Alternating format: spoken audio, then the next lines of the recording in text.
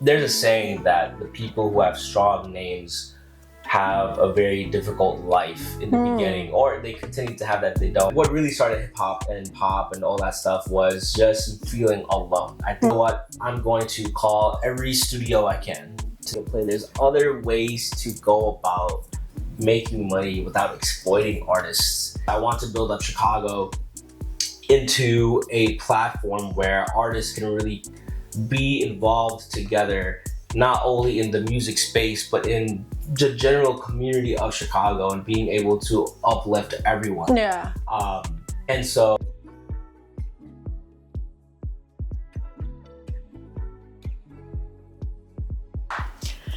Hi, it's Melly Starz here with another season of Melly's Couch. That's right, we're on season 7. And you know, for the season premiere, I have to have a very, very special guest. And today I have with me Noor. Yay. Hello, hello. Claps, fake claps.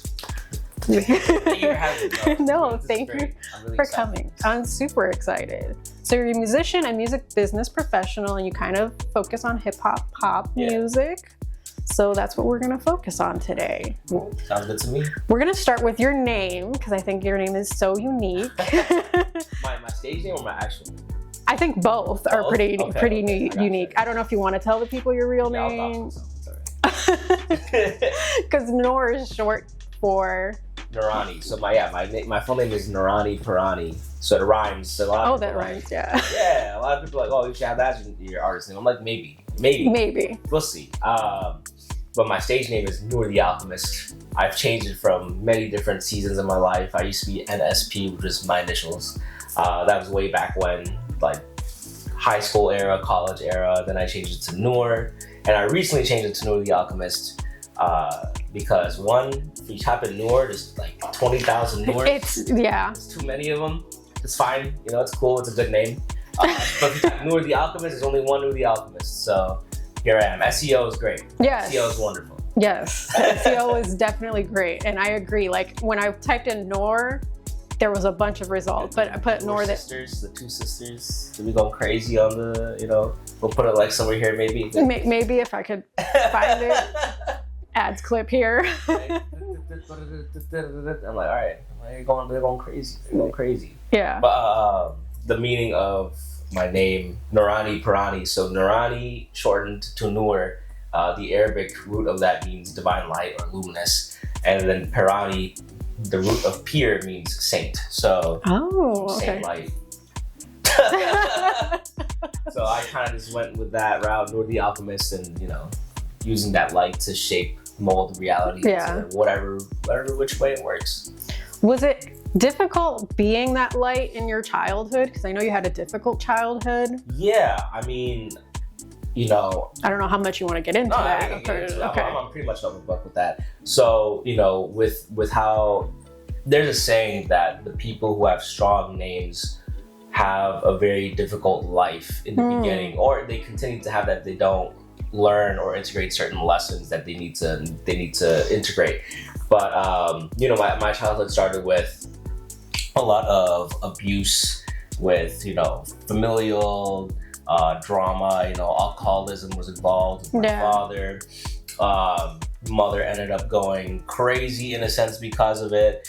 And you know, the only foundation was me, right? I had to take care of my younger sister as well. And I was about to ask, are you the oldest? Yeah, I'm the oldest. Oldest child syndrome. Oldest child syndrome. You know, all the younger siblings. You know, give your oldest sibling a really good birthday gift because they deserve it.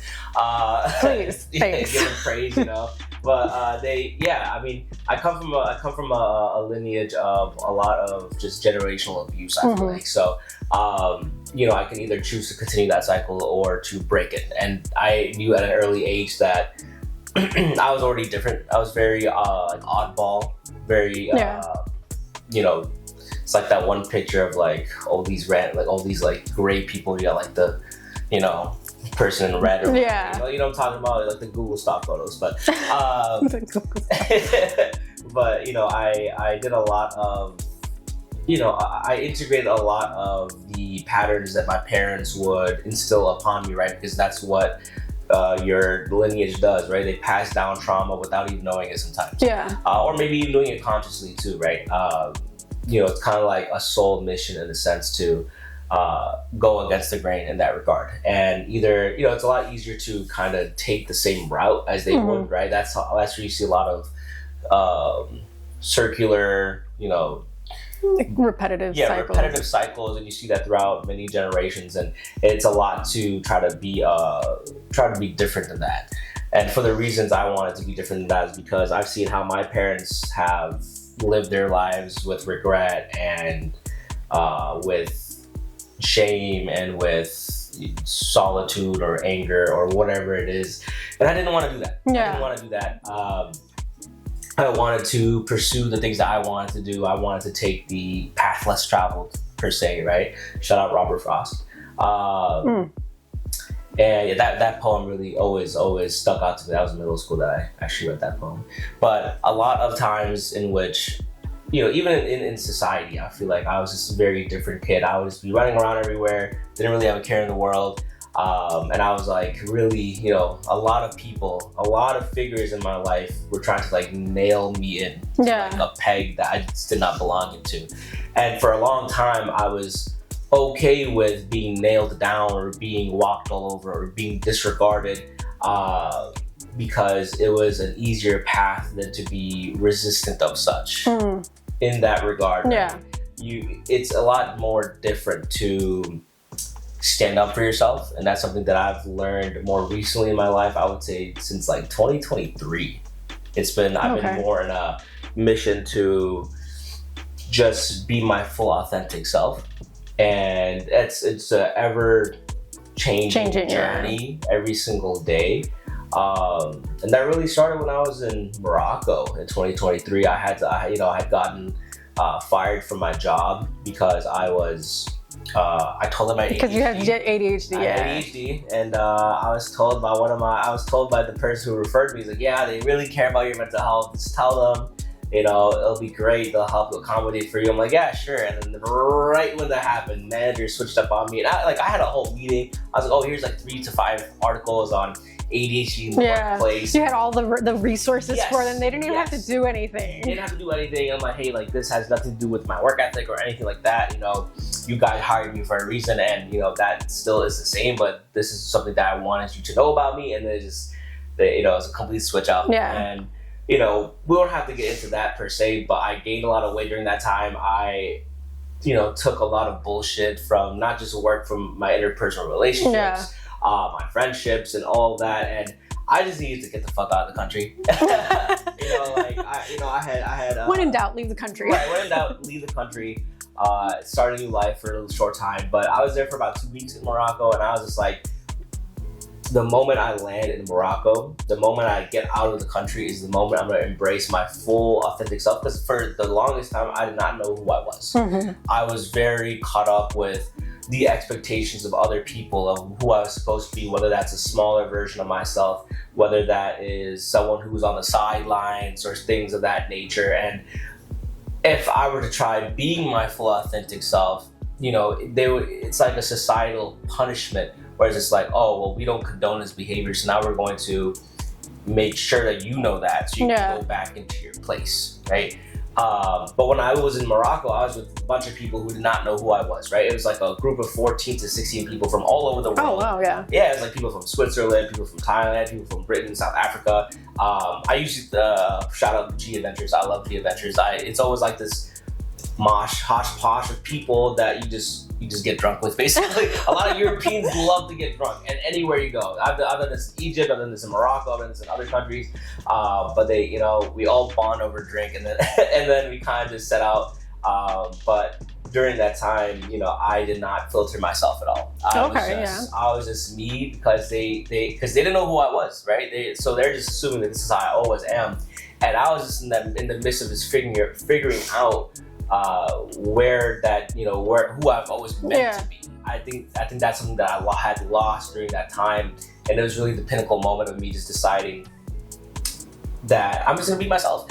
And once that moment happened, like everyone accepted me. Mm-hmm. It was great. Like everyone really enjoyed my energy. Everyone really enjoyed what I brought to that group. And there was a lot of memorable moments that we're still discussing on group chats to this day. Oh, that's awesome. 3 years from now. A lot of them are going to be in the wedding in Portugal. So. Oh, that's dope. Yeah. And we nice talk. reunion. Yeah, we had a great reunion. We'll have a lot of like, we always send each other like WhatsApp messages, like voice notes and stuff like that.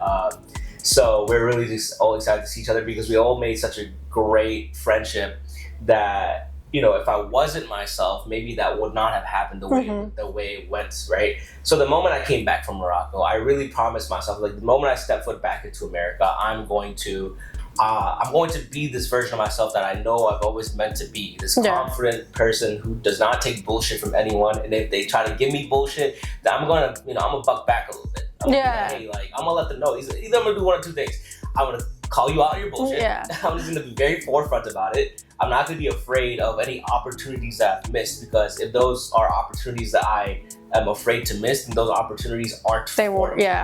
They aren't for me. I don't feel like there are opportunities that you miss because maybe they just weren't meant to be. Exactly. There's a lot of opportunities that I forced myself into, being this dimmer version of myself that just continued to then put myself in that position of being more dimmed, right? And my name means light, for God's sake. I think I have to shine bright. I don't even think I know I have to shine bright, because that's just what it is. And it's not even a matter of outshining other people. It's a matter of, like, if I can touch someone's soul through my energy without me even consciously knowing it, or just, if they found something within me that is a source of inspiration for them to access their own inner light, then I did my job. Right, that's kind of what it is, and I'm essentially doing a disservice to others by dimming my own light, because then I'm showing everyone else that they should then dim their own light. Yeah. So So all of that all of that to explain his name. No, for real. I got ADHD. I'll go off on 3 tangents. I also have ADHD. I just found out. So 92% of all CEOs have ADHD or something. So you know what? It's because I'm a boss. That's why. That's why I have ADHD. So we're gonna get to, you started hip hop or like music in like middle high school, and your first song you made on Reaper. Yeah. After graduating. Get this information. The internet. Hardwire. So what inspired you to make your first song? Yeah. Especially like in middle school, high school. I don't even have that song anymore. That was in like some Toshiba laptop that I deleted the file on YouTube. It's gone forever. I don't know who has it, but it was called Conversations with God. Okay. That's my first ever song. So, and I was just talking about how I'm trying to build this relationship with God with all these struggles that I'm going through. But what started hip hop was when my friend Heather, she and I were listening to, well, I used to listen to Bollywood music. Okay. I had a CD player with only Bollywood movie soundtracks. And that's all I knew. I was not allowed to listen to radio. Okay, I was going to ask if you were, we weren't allowed to, or if that was just your choice? I was not allowed to. Okay. Yeah. It would only be like if my mom was playing stuff on the radio, it was the only time I was allowed to. And then if it was like too raunchy or something, then she would just turn it off. But B96 is what she would put me on sometimes, and that's really it. But I would mainly listen to, that was like very, very little. It was like we had the CD player in the car, and then she would just play those Bollywood soundtracks. So like 90% of the time, that's what would happen. So in middle school, my friend Heather showed me Bagpipes from Baghdad by Eminem. Very vulgar. Yeah, I fell in love with it. I fell in love with it, and I was the biggest fan of Eminem for that time, because for a long, long time, he's actually the one who inspired me to pursue hip hop, because Eminem was my introduction into hip hop too. I love that. What was your favorite song by him? Oh my gosh, I think probably like the first song, that Cleaning Out My Closet. Yeah. That's the one. That's a good song. I really love Lose Yourself. Oh, that's a good one too. Yeah. I think that I listened to that song on repeat for months on end when I first discovered that song. But yeah, first introduction to hip hop or rap was Bagpipes from Baghdad. I think it was like dissing Mariah Carey and Nick Cannon, that song. Yeah, I mean. And it was just like, and I didn't know any of the pop culture references. I just knew he was swearing like left and right and just talking his shit. And I really felt inspired by his unfiltered, authentic self in that, in that version of who he was in that era, in that time of in whatever era he was in. But that's when I dove into Lil Wayne, Drake, YMCMB, like that, everyone there, Jay-Z, and then I would branch into other parts of music like Justin Timberlake, Michael Jackson. Okay, just a little bit of like everything. Yeah. Like I'm gonna open the door for everything else. The floodgates to like American music, I guess, in a sense. But yeah, rap is where I started it, and then I was playing that in the car, like on my laptop or like on my iPod Touch or whatever, and like my parents you cannot listen to that. I'm like, fuck you guys. I was gonna ask how your parents felt about you listening. Fuck you guys, you can't. What are you gonna do? Stop me! I paid for this thing, or I paid for this. That's always a good rebuttal. I paid for this, right? So what really started hip hop and pop and all that stuff was just feeling alone. I think that's the biggest thing. I felt very alone with. Even in school or my religious community and my family, I was very much, like I said, the black sheep or the odd one out. And a lot of people didn't accept my weirdness, I would say, especially when I was a kid. So I kind of just self-isolated and went about life very, in a very lonely road in a sense, because anytime I would try to just be myself, like I said, I'd always be sanctioned in a sense.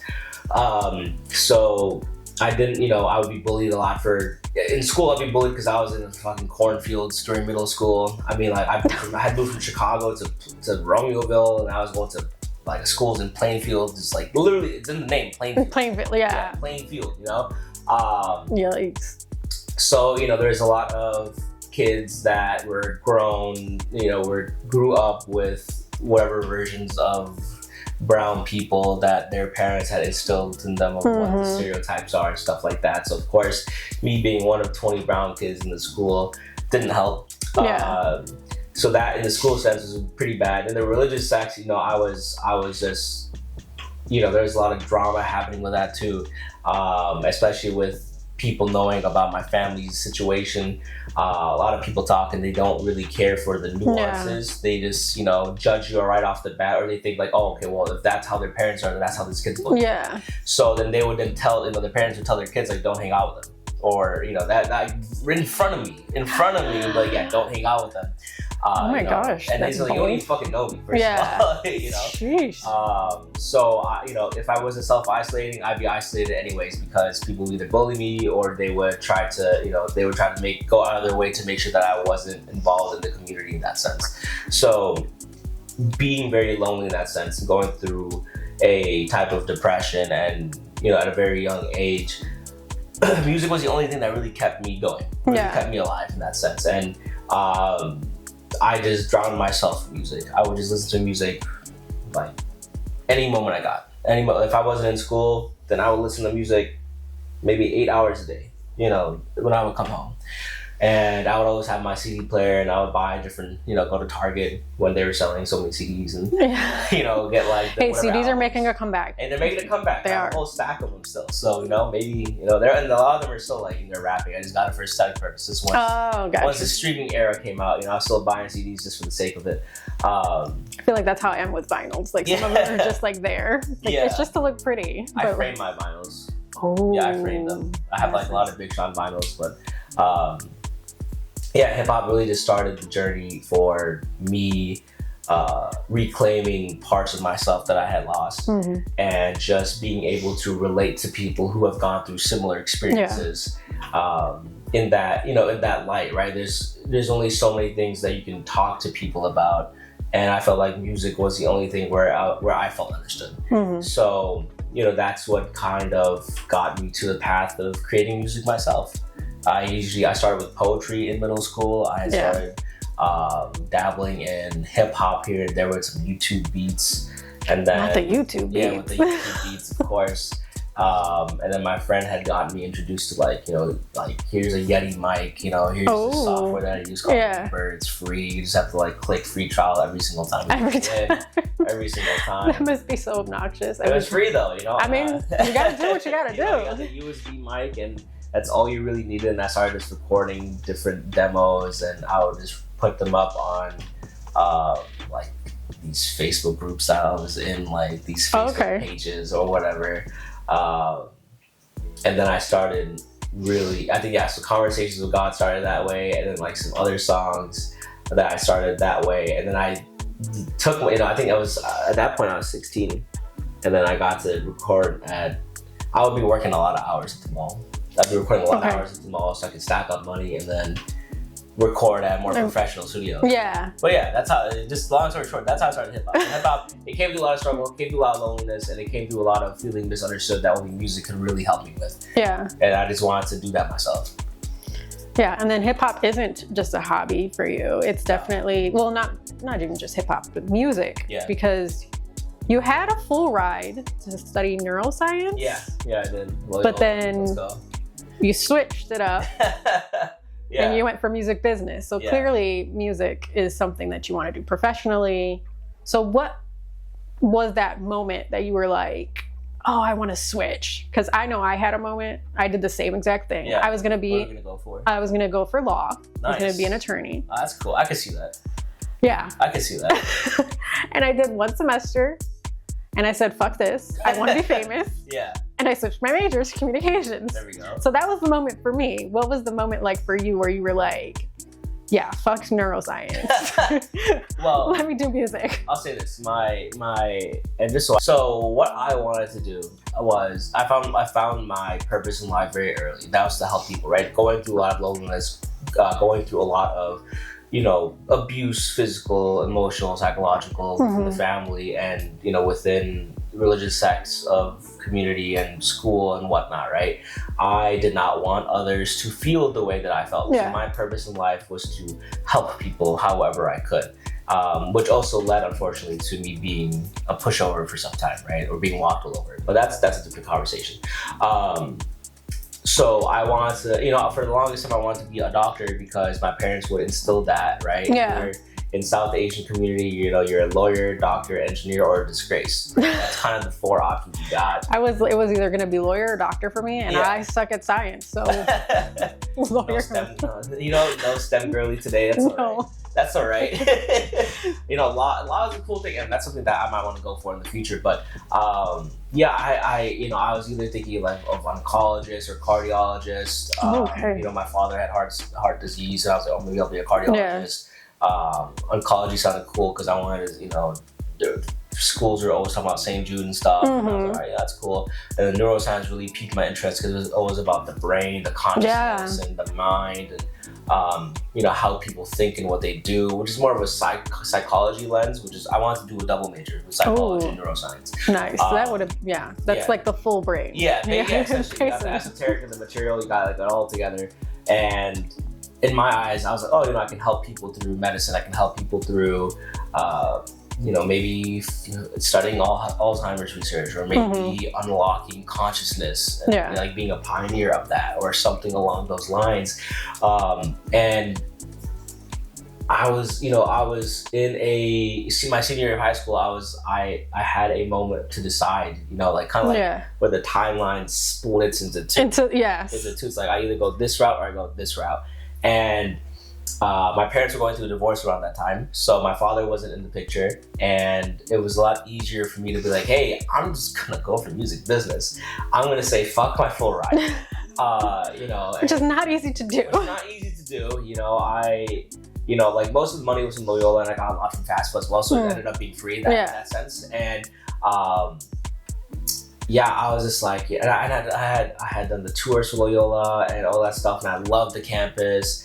I don't think I even did a tour for Columbia, but that was the only program that had music business. Yeah. And originally, I was gonna do some crazy ass stuff. I was gonna be like a double major and a double minor. I was gonna do all of that. I was gonna have a minor in Spanish and like music business. That's what I was gonna do, with a double major in psychology and neuroscience. Like that's what I wanted to do. I wanted to pack my you just wanted all of it. Yeah. And I was just like, well, I had to make a decision.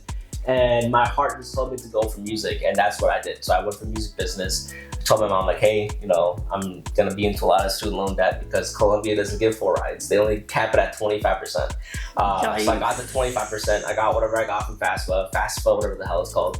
I can never say it right. Yeah, it's FAF or it's FAS, I don't know. But anyways, I got into a lot of student loan debt, which is great. Private art school, wonderful. If you can tell the sarcasm. But I just made that decision because I really wanted to help people the way that music helped me. Yeah. Right? And that can only be through esoteric means, through emotional, spiritual, mental means. Whereas with the medicine, it's more physical. It's more on the surface level. Mm-hmm. And I want to really dive deeper into the realm of the mysticism of what music is. And I was like, if I really want to be famous, if I really want to be A-list, if I want to continue this path, I have to know what it's like to be an artist on the business side of things. And I need to connect myself. I need to plug myself into the network of people who are doing things in the city, especially with no label presence. You have to really connect yourself with people who are doing things in the city. And going to Columbia was a great way to do that because almost every student there really had that drive to, get shit done. Yeah. I had not known that in the beginning, that a lot of people had that drive. But you meet the people along the way. And I've met people in 2016 when I went to Columbia that I still see now that are working. And wow, that's awesome. Shit. Yeah. Professors that I've met who are in the industry, like entertainment lawyers. Shout out Lauren Wells. He's a great entertainment lawyer. Great professor. I love him. Alex Frichter, founder of Closed Sessions, the independent record label in Chicago. I think I had him for 3 classes, like entertainment marketing and AMP Records, which is a student-run record label in Columbia, and things of that nature. I had an amazing time in Columbia because I was really able to, one, start fresh in the sense of reimagine who I am, right? Yeah. I think every moment of every phase of my life has a death and rebirth of my identity because I shed different layers of myself that really wasn't part of my identity, that was essentially instilled upon me. Yeah. And so every phase of my life, like during college, I was really just exploring who I am as an artist, right? Rather than the individual, but as an artist. Yeah. And there are some drawbacks with that because I would be very just like on the music shit. I wouldn't really be as personable as I wanted to be. And that could come off as he's just cocky. In a sense, right? And like the intention wasn't like that at all, but that's how it was portrayed. And I was just really excited to be like, this is what I'm doing. I'm choosing this as my forever career. Yeah. I'm about the business. I'm gonna do this, that, and the other. Let's work together. Blah blah blah. I'm trying to create a community and trying to have people listen to my music and like really get enthusiastic about that. And there's always drawbacks to that too. There's a lot of pros and cons to every situation. But in that regard, I was just really figuring out who I am as an artist during college. Yeah. That really helped me be very, very interactive within my classes. And a lot of professors appreciated that because a lot of people just don't raise their hands. And I'm just like, I don't care if I'm considered a teacher's pet in that regard. I don't give a fuck because you get, if you're spending $45K a year, you gotta get school, and you're not asking as many questions as you possibly can. Or you're really not trying to learn the thing that you're in the major for, and you're trying to coast. What's the point in my eyes? Yeah. Like, what's the point of doing that? You're just doing yourself a disservice. Yeah, you're throwing money away. Yeah, you're throwing money away. And even if you're going full, full frontal with that, with school and education, you're still wasting $45K a year if you're not actually using that towards your networking while you're there too. Oh yeah. Right? I think it's vital. Balance. Networking is so important. Yeah. It's very important. Like I said, there's people who I met 10 years ago that I'm so cool with now. There's a lot of impact that you can make at an early start in which people will remember, good or bad. So keep that in mind. Definitely. Good and bad. Right. So aside from your music business, like education. You also take vocal classes? Yeah, I took a few vocal lessons with Morgan Gold. She was pretty good in terms of helping me get my foundation started. I was really eager to learn where my vocality was at, because when I was in the studio, and one of my engineers, Jabari from Soundscape, I love Jabari, by the way, shout out Jabari. When he would try to tell me to go higher or lower, mainly higher, I would just have the same pitch but louder. They're like, you're still in the same tone, and I'm like, and I would just really rap monotone. And I didn't know how to use character, and that's something that he really instilled with me. So I really wanted to pursue more of what makes my voice. And the first step I needed was, well, what's my range? Yeah. And so I went to Morgan because she was offering lessons at the time. And, you know, I remember like she was going on the piano, like, hey, this note and that note. And I was going higher and higher and higher. I was able to do that at that point. We're talking about like 6 years after the fact, right? But oh my goodness. after me, you know, really going in the studio initially. But higher, you know, she was like going at every note. She's like, you can do this? I'm like, yeah, I think so. And I did it. She's like, you can do this? I'm like, yeah. And she's like, okay, we're gonna go like all the way here. And I'm like, okay. And then I was able to do it. She's like, you got a big ass range. That's awesome, and though. Yeah, I think I have I took down my my initial range. It's right here. Yeah, 11/11/2021 was F sharp 2 to E4, which is pretty decent. And now it's at D sharp 2 to A sharp 5. So she was able to help me get to like maybe like half an octave total, maybe even more. Wow. Let's see, D sharp, E, F, 2 notes there, E, F, G, A. Yeah, I'll say like at least half an octave more during that time. And just for reference, The Weeknd's range is F2 to G sharp 5, and then Michael Jackson is F sharp 2 to B5. So I'm kind of range. Yeah.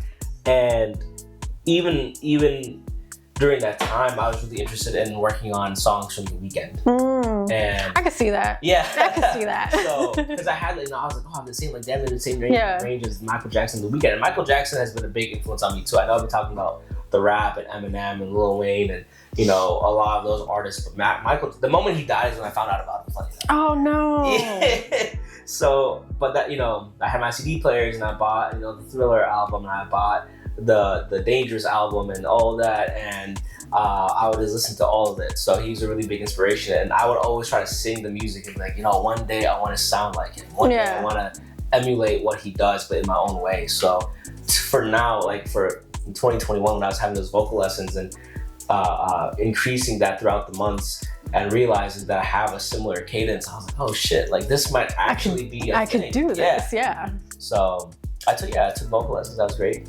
I think everyone should take vocal lessons. I think 3 vocal lessons just to help the foundation will go such a long way. Yeah, definitely. I think some people could use it. Yeah, I think everyone can use it. If you're trying to be in music, you just take vocal lessons. Just learn how to be uncomfortable with using your voice, because then you'll get comfortable with it. Yeah, you have to be uncomfortable to get comfortable. Yeah. Then you also interned at a music studio, is that correct? Yeah. I interned at LSD Music Studios. It was a good experience. LSD is so dope. Yeah, it's a cool looking studio. It's a good space. I enjoyed the other interns that were there as well. That's where I met Fidel. That's where I met a bunch of cool people that I still work with today. That time was an interesting time, because that's around the time where I stopped working at the digital marketing firm. And I was like, you know what? I'm going to call every studio I can to see if any one of them will offer an internship, because what happened was, back in my senior year of college, my last semester, my mom had gotten 2 back-to-back strokes. Oh, wow, yeah. And so, originally my plan was like, all right, intern at a record label, work my way up, maybe work at CAA, maybe work at all these places that other people that I know are working at, and plug myself in that way, and then, expand my network, keep on doing the music, and, something along the way will help my big break. And all of that was like, all right, well, now I have to focus on supporting my family financially. Yeah. And so I started with banking in 2019. And I was like, I'll be here for a year. That's fine. Banking's decent. You make a decent... You're a glorified salesperson. Yeah.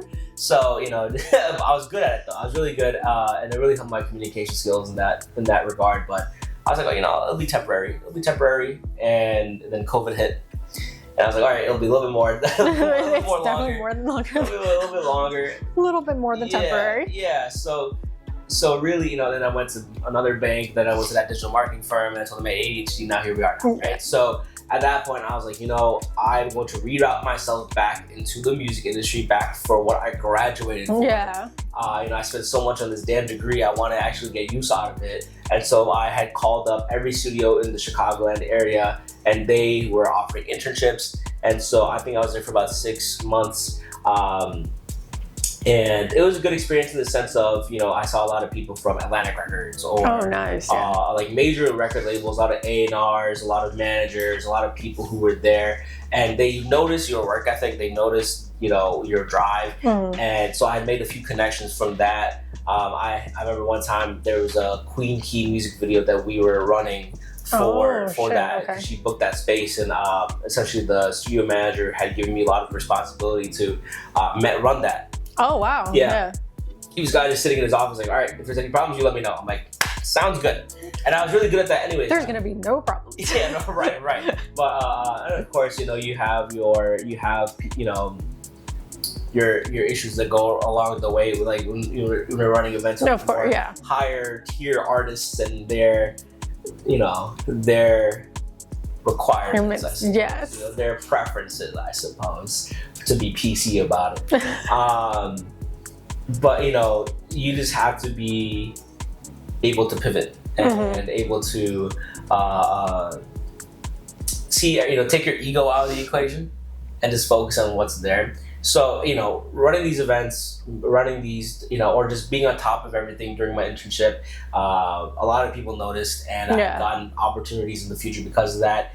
After that, I had done more like silent parties, like silent headphone parties. Oh yeah, those are fun. Yeah, I got some opportunities there, and I was working with venues, and after that, I transitioned to doing social media management for a venue or like a bar, and going to that freelance route. So I was really just trying to get myself back into the music game and the music industry post-COVID, like 2022, 2023, just really moving myself from there. Yeah. So I was going to ask about the social media for venues, but you kind of already brought that up. So how did you get into social media for the venues? I was really good at business operations, and every venue or every business needs some kind of social media operation going on. Oh yeah. And so I noticed, one of the venues that I was doing a silent party at, like they had like a little like restaurant kind of vibe. They had their music, and they had this and that. And I was just trying to see if there's a need that needs to be fulfilled, and that's where I was trying to be a part of that equation to help with that. And that I believe I had done so much like SEO management, trying to get back their original social media. Oh my goodness! Like 2 different accounts, and then making another account for them, and then getting video work and getting content, and then having a social media calendar, and then planning everything out. It's so much work. Yeah. Then it was basically a one-man band, and I even had like this grand reopening idea, and that we had implemented, and I think a lot of the stuff could have been a lot better on my end and on the venue's end. But at the same time, you can only do so much. Yeah. And it was also like learning each other. Right, exactly. And seeing how we match and things of that nature. It was a good experience, and it was like 3 or 4 months. And it was something that really got me more validation of like, I can freelance, I can charge, people, and they will pay because the services that I offer are of value. And that really started my entrepreneurial route to Alchemy Arts too. Perfect segue, because that was next on my list. Look at that. I'm all for the segues. Love the segues. So tell me about Alchemy Arts Chicago, and then we'll go specifically into the different events. Yeah. So I hated pay to play. I hate pay to play. I hate it too. Yeah. I'm not even an artist, and I hate it. And unfortunately, there's so many people in the scene that I know that do pay to play, and it's like, why do you do pay to play? There's other ways to go about making money without exploiting artists. And I was tired of asking people and organizers for me to perform at certain places, and either one, they would drag ass and they wouldn't either bother to respond to. They're like, yeah, you can perform here. You know, if you give us $20, $50, you can perform 2, 3, 5 songs. Yeah. In front of 50 other artists who are also paying money to be here, and you're not gonna make sense. That's the part too, is that when it's pay to play, a lot of times you're just performing for other artists. Yeah, you're not making any real fans. Yeah. You're just sucking each other's dick. That's all you're doing. Like, oh, you're important. Yeah, you're important. Yeah, we're all important. We're all here. We're all important. And we're all cool. And we're all cool. And we're all in the industry. We're doing the thing. And I'm just like, this is the most mediocre bullshit ever. And I'm not even saying like the music. I'm just saying like the whole foundation. Yeah. And I hate the structure. The structure of it all. The infrastructure of that is bullshit because, you know, even open mics you're charging money is just like, it's an open mic, open, right? You know, there's no paywall in an open mic, but there's a paywall now. So in my eyes, I'm like, you know, I've done, even when I was in Colombia, I would do events. I think in 2017, my first, I had a class called Hip Hop, a Sonic History, and one of the final assignments was to do an event. And so I was in the marketing team, and that was my first taste of marketing, getting people at the door, finding sponsorships. And I remember I had a friend who worked at Sparkling Ice, the sparkling water company. Yeah, she was an ambassador, so I would see her at North Coast and she'd be handing out drinks, right? And I got in touch with her and I was like, hey, how can I get them to sponsor this? Yeah. And she gave me the plug, contacted the sponsorship coordinator. You know, I was like, hey, you know, my name is Narani, blah, blah, blah. This is what I'm doing. I'm part of the marketing team. This is this. We have this venue who's sponsored by Columbia. You know, these are the deliverables that we'd be able to give to you. And, you know, they were really impressed by that. So what they did was, yeah, we'll set up a booth at your event. We'll give out drinks. We're also going to give our partner company, Shred Pop, we're also going to have them set up a booth and give out popcorn as well. So everyone got free popcorn and free sparkling ice, and we had these booths, and people were coming in like, oh, you know, this looks like a festival. And even my teacher was like, yeah, we've never gotten sponsorships, and you got 2 in this one event. So that was like the first time. Overachiever. Yeah, no, for real. Like I said, you get what you get what you make out of it. Yeah. In Columbia or any type of school that really requires you to put your most out there. But I was doing that since 2017, right? That was my first event. I had a second event after that for my first EP release, or my second EP release or whatever. And I had like 5 sponsors that when I had Harold's Chicken, I had Pete's Coffee, I had Sports Clips. They were giving out gift bags and coupons and stuff, and I was like raffling things out. I had Sparkling Ice give me a whole table full of drinks. Oh my gosh, yeah. You know, I had another sponsor, Tipsy Turtle, give me like a few $100s so I can pay for food, so I can like have food there for everyone to enjoy. And it was a free event, and you know, like my goal was to get as many people at the door, and college students love free shit. So, you know, it was great. It was a good time, and I was able to pack the place out, and it was really dope. And then my third event was at like at the Elbow Room before Book Club Room. And you know, I had done my music video there, and I got sponsored by Sparkling Ice again, and like I was Sparkling Ice loves me. It's great. I have to reconnect with that relationship because it's been, you know, I didn't really talk to them since COVID. Since COVID hit, you know. It's been a while. I'll be like, it's been, you know, it's been half a decade. You know, hey, what's up? But remember me? Right. And so going through that chain of command, right, and just being able to do everything yourself and really find other ways to be paid. You know, whether that's through actual funds, whether that's through food, whether that's through credibility, right? So whatever return of investment you're looking for, you don't have to exploit artists, and that's what Alchemy Arts really was about. It's, you know, my ethos is I'm going to either pay the artists or they're going to perform 20-minute sets or both. That's the goal, right? If it's a donations-based event, then I can't really control how much people donate, right?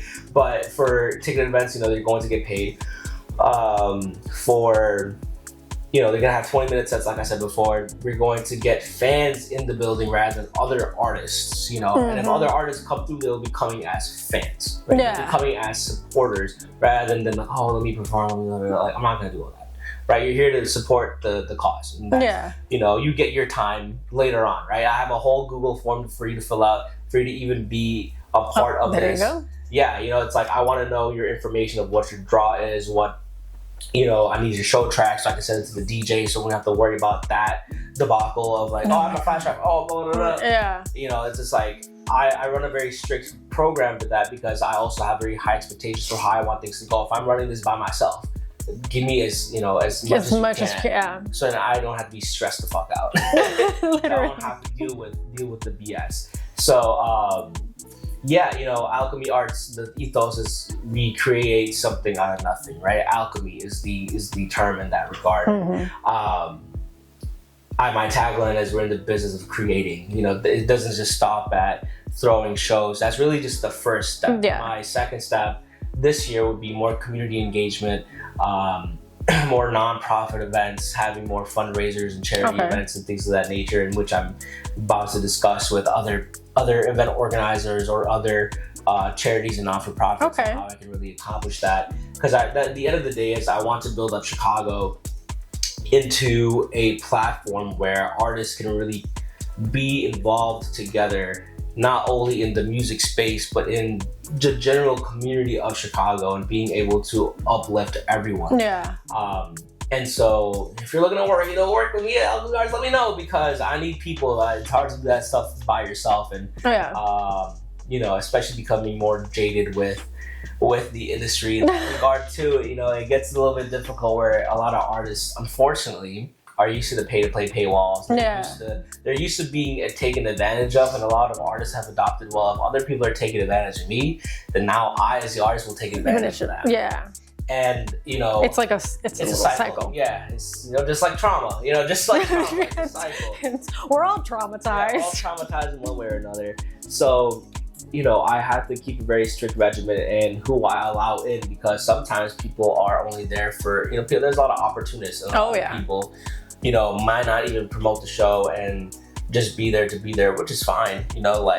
I originally created a structure where you get a base flat rate plus commission on whatever tickets you sell. But now I'm like, all right, well, it's gonna be 50-50. You get the equity.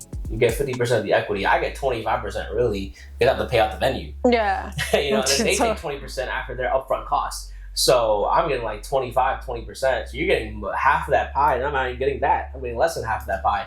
So whatever tickets you sell, you get to if you sell 10 tickets, you make 50% of whatever those 10 ticket sales are. So now, because it's kind of like I have to mitigate if I'm giving everyone a base rate and then they're not selling any tickets, and I'm here, doing all this footwork, right? I can't. That's not sustainable. It's not sustainable. And just to let everyone know, every show I've done this far, I've been in the red, right? Whereas a pay to play, they will charge 50 artists $20, and now they make $1,000, right? Maybe they have to pay the venue $250.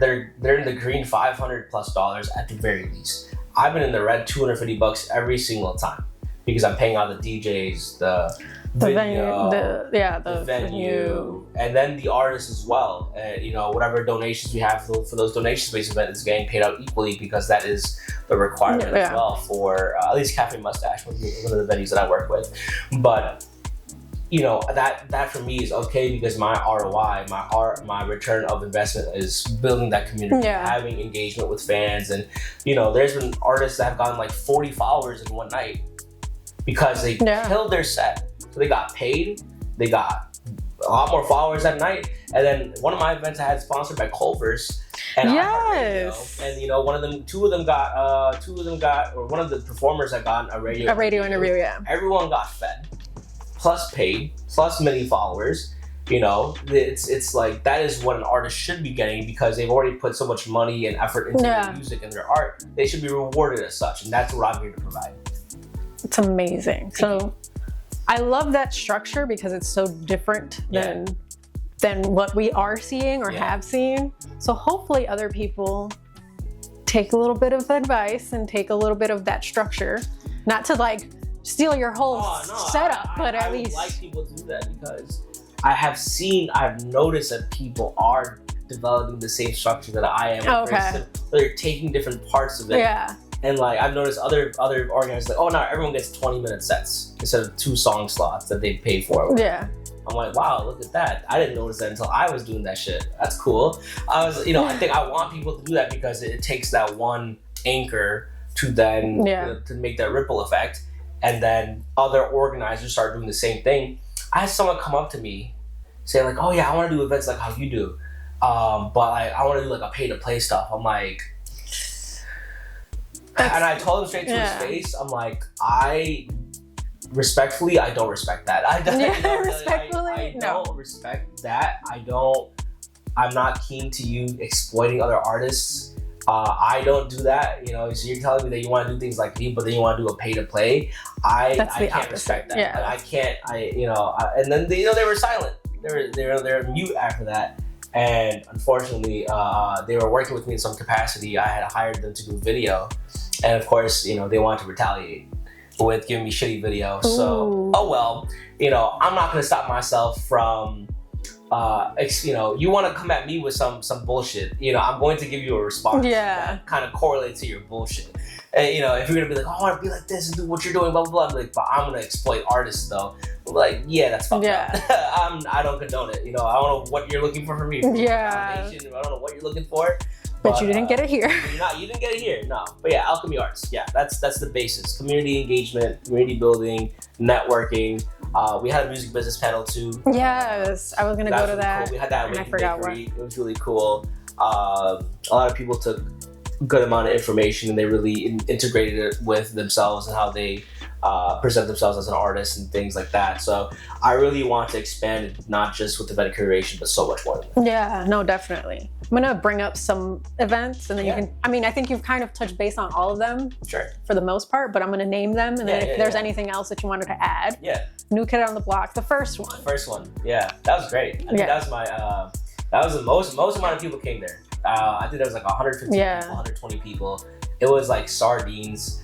I was claustrophobic at my own event. Oh no. Yeah, I was just like, I didn't get to there. And that was great because in the first hour I saw 40 people show up. And I'm like, it's the first hour. We don't even have an act starting yet. It's just the DJ playing their set. Wow. And usually like the first hour almost determines everything.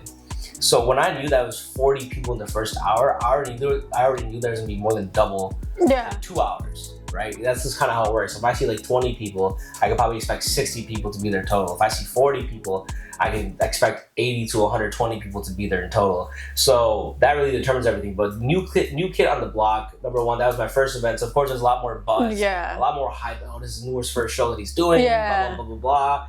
And a lot of the artists that I had really brought a bunch of people, which is great too. Like, that's awesome. I tried to bring, I think I brought like 40 to 50 people for that event. And then all the other artists brought, 10 people each, 15 people each. So that's how it got 100 something people.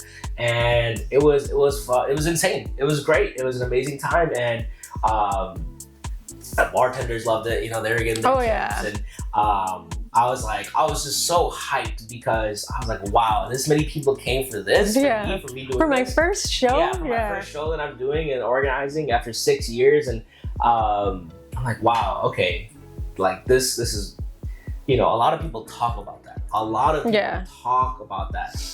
You have no idea the weeks and months after that one event, people were still talking about how, like, oh, I missed it, I wish I should have come, blah, blah, blah.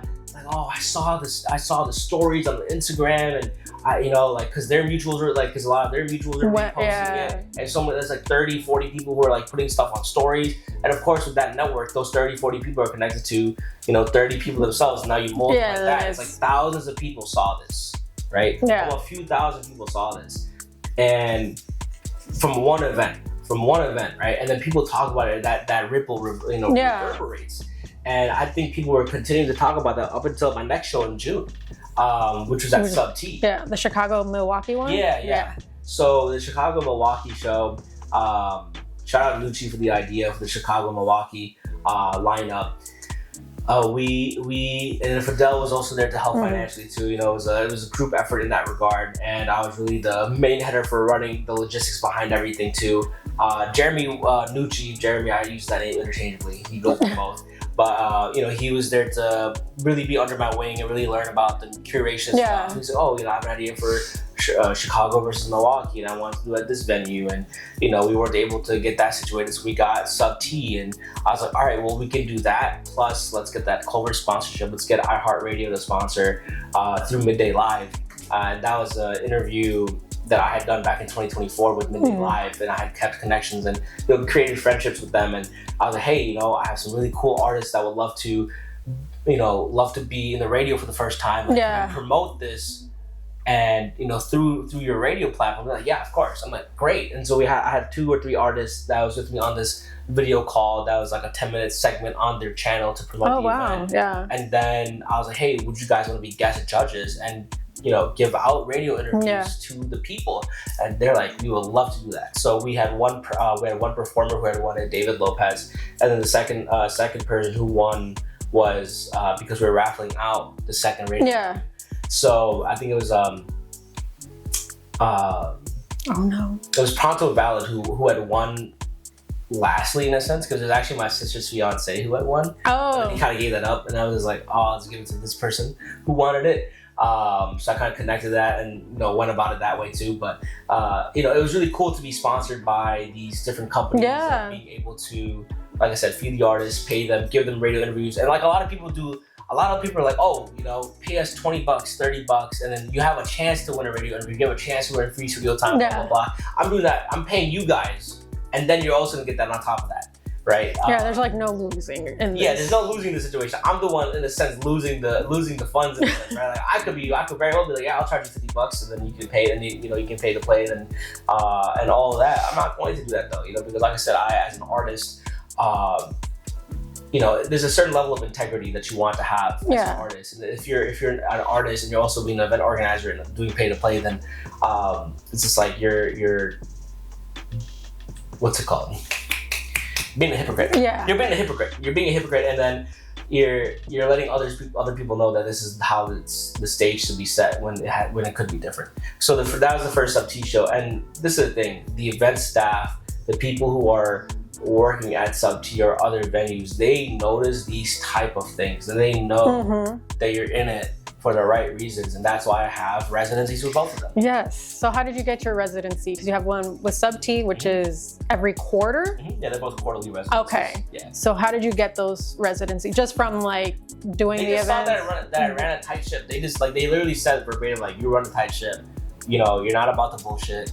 You want it. You want this. Yeah. And we see that. We see that effort. We see you, running around and mitigating everything, and oh, it was really cool that you got the sponsorship. Oh, it was really cool that you're paying the artists. Oh, it's really cool that you have a quality lineup and you listen to people's music, and you're like, how can these artists mesh together in this lineup? Right? It takes all of that planning and logistics, and they saw that because they've been in the business for decades. They didn't just start yesterday. Right, exactly. So after the second event, I think at Sub T, they're like, yeah, let's do a residency. I'm like, I am grateful. Yes, I'm so awesome. Hyped for that. And the Cafe Mustache was also after the second event. They're like, yeah, we'd love to do a residency with you. So it's that easy, because when you do it for the right reasons, it gets very easy. If you're doing it to exploit artists, you're going to keep on exploiting them, and then it'll be very short term. Yes, absolutely. I hate exploitation of artists. Yeah. It's horrible. Yeah. Yeah, you're telling me. New Kid on the Block 2. Yeah. Oh, man. Who was on that one? Oh. It was in August? That was in August 27. I remember that. Yeah, August 27. Who was on that? I think Pronto was. I'm going to have to check. Oh, please hold. Yeah. That's what happens. And then you had New Kid on the Block 3, so That's what I'm saying. Now we're about to have New Kid on the Block 4 next month. So I forget the artists, unfortunately. They're very important in my eyes. Like I said, I only get people that I actually rock with. Yeah. I have to actually like their music for me to have them on my set, because I'd be a hypocrite myself if I didn't. I had MK Ron, Bobby Chulo, Pronto Valid, Jay Steezy, and then myself. That was a really good event too. I mean, I think we had like 80 people at that event. Okay. And for Cafe Mustache, I think the cap is 90 or something like that. Yeah. Like the first event it was an overflow. There was people lining at the door waiting to get in. This event was still pretty full, and I was really happy about the lineup, and it was just like round 2 of like all the things I've been doing. At that point, I've been acclimated with running these events now. It would be my 3rd event total in the year 2025, and it was just overall a good time. What are you looking for when I'm talking about these events, by the way? Nothing in particular. Whatever you want to talk about. Yeah, whatever you want to say about them. I think there's a lot of return viewers, a lot of people who are coming back. I noticed that it's like 15 dedicated people who come to almost every one of my wow, events. that's awesome. Yeah. So that's really cool, and it was just nice seeing a lot of friendly faces, and Just nice to see newcomers as well that don't know what's going on. People who kind of just randomly came in, just saw like kind of peeked through, like, oh, what's going on here, and then just introducing yourself, like, oh, how'd you come to find out about this event? They're like, oh, we were just walking by and we saw this. I'm like, oh, well, I'm the founder of this collective. And, this is my ethos, and I'm glad that you're here. You got some really great artists, and just stay for as long as you like. And we got some good drinks. The bartenders are, they pour pretty heavy. I love heavy pours. Yeah. And then it's a very inclusive space, so please feel free to be here for as long as you like, and hopefully you'll find some new music to listen to at the end of it. And a lot of I got even me getting lots of followers after it too, because it works twofold, where all these artists are bringing their own community and their own network. And there's people that I've met who have a lot of mutuals with, and then there's also people that I've never met, where I've met them through my shows, and now they're like, oh, your music is pretty fire too. I'm like, thanks. I try. And like, oh, your events are pretty kick-ass too. I'm like, yeah, come through to the next one. And I've seen people who I've met through other artists, who I've met through just this community, and now they're coming to my other events, and now they're fans of me as well. Yeah, that's awesome. So it's really cool in that regard. Yeah. And then one that I think this was SMT, and I couldn't go because I was out of town. That's all right. So you had two previous couch guests on there. You had Masani and Nico Suave, which very nice. It was the Good Fortune of Waits one. I love the theme of that one too. Thank you. Yeah, I love tarot. I love the mysticism. I like to work with the themes, the flyers and stuff. A lot of people like the flyers that I make. A lot of them are, sometimes I use like templates off of Canva, and then I just spin it in my own way. Sometimes you just have to, I think nothing wrong with that. As long as you can use like different formats and all that stuff and make it, and it's like it wasn't what it used to look like. How originally, it's like the A and the B side. It's like, two different flyers at that point. But like a template is a template. Exactly. You have to make it your own. Because I've seen people use the same exact template. Oh my god! And they don't change anything. No. And then I see the same flyer 3 times. On my timeline, and I'm like, oh, I know exactly where you got that from. Right. Shout out Canva though. Shout out Canva. Get the premium membership. Get the premium membership. It'll work out. Like $13 a month, not bad at all. Not sponsored. But yeah, I mean, Good Fortune awaits. Like a lot of people were doing like spooky Halloween themes and stuff. I was like, let's go on the. Everybody was doing some spooky Halloween. Yeah. I wanted to be a little different, and we had Masani. Masani was amazing. She had her band, and her bandmates were great. I love the energy that she brought. She's incredible. Yeah, no, she's really dope. I love her. And that event in general was really cool. It was just an overall good time. Like I said, that was my second event there at Sub T, and I was working with different people in the staff, and they were very much, they were also saying the same things that the previous staff had said, and just getting the reaffirmation of other people also recognizing my work and recognizing that the lineups are sick, and like I'm not here to fuck around. Yeah. Play with anyone's business, and making sure the bartenders get tipped, and making sure that the staff doesn't have to worry about the dumbest of things. Some bullshit. Some straight BS. And making sure that the show was very cohesive in that end too, and having some great lineups. I think a lot of people can appreciate that. Yeah. And then your most recent one, which just happened a couple weeks? Valentine's Day. Yeah, Valentine's Day. Yeah. Galentine's Gala, yeah. So it was my first weekend show with Sub T, and I jumped at the shot of Valentine's Day, which maybe was a little too eager for me to do, because it's like, I know every couple will probably not be here. Yeah. They're probably gonna have dinner somewhere there. The last thing they want to do is go to a kind of like a dive bar situation and watch local artists. Like as much as I love my local artists, a lot of people are probably not gonna have their Valentine's dates in this event. So I kind of went down the Galentine Gala because I was like, all right, well, bring your gals, right? Have a good time here. Hopefully you'll find some great music. You'll have a great time with the friends that you're with, and you'll enjoy the energy that we bring, and the people who were there really enjoyed themselves. That was my favorite lineup. Oh, okay. That was my favorite lineup. I really made it. That one was where I had all women in music. Yeah. I did not perform at that event, which is the first event that I've curated that I have not performed in. Yeah, because sometimes curators use their events to perform too. Like that's like I said, this reason is twofold. Like I was tired of asking people to perform, so I just fucking got the venues and performed my damn self. You know, like you know, you kind of have to in a sense too. But go on, what were you saying? Oh no, but I was just saying sometimes they use that as an excuse, and they only like they make that the main priority instead of just like, hey, an added bonus, you know? Like it's like, hey, my performance is the main thing, not the event is the main thing. And I do want to preface by saying, like, I don't headline any of my shows. I think I'm like in the middle. Yeah, I'm always in the middle of my shows because there's no true headliner in my events. Everyone has equal time slots. It truly is all about the equality of it all, the inclusion. So I don't really believe in this, at least in this state of Alchemy Arts, I don't really believe in a headliner set.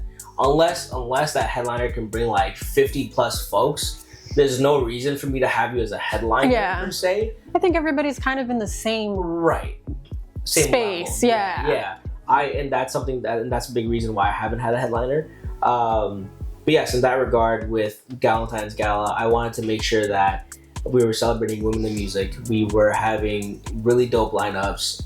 Color was my favorite artist within that lineup. She did fantastic. Everyone did fantastic. Everyone did amazing. And a lot of people who were there, like a lot of return, like I said, around 15 to 20 people always come to my events. And out of those 15, almost every one of them were like, this was my favorite lineup.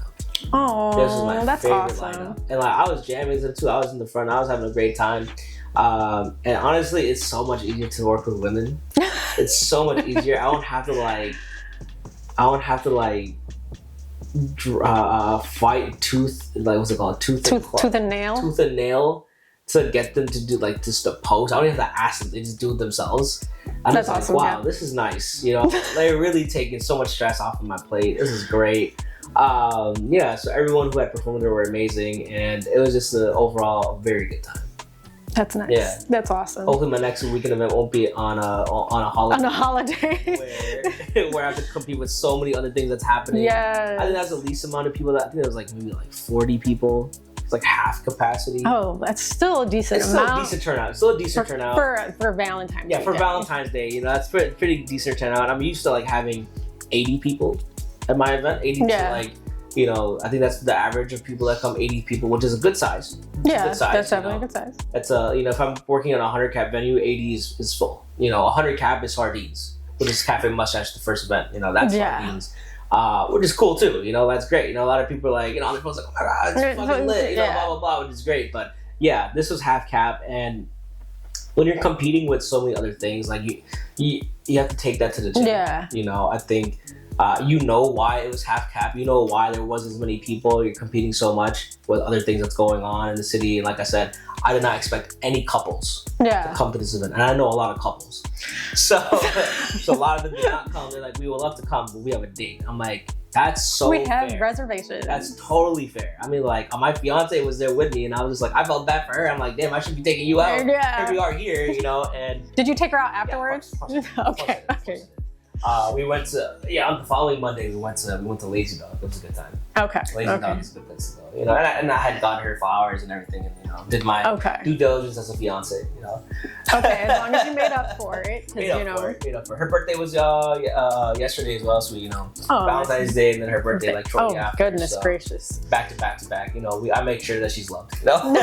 Good. I make sure to spoil her as much as I can.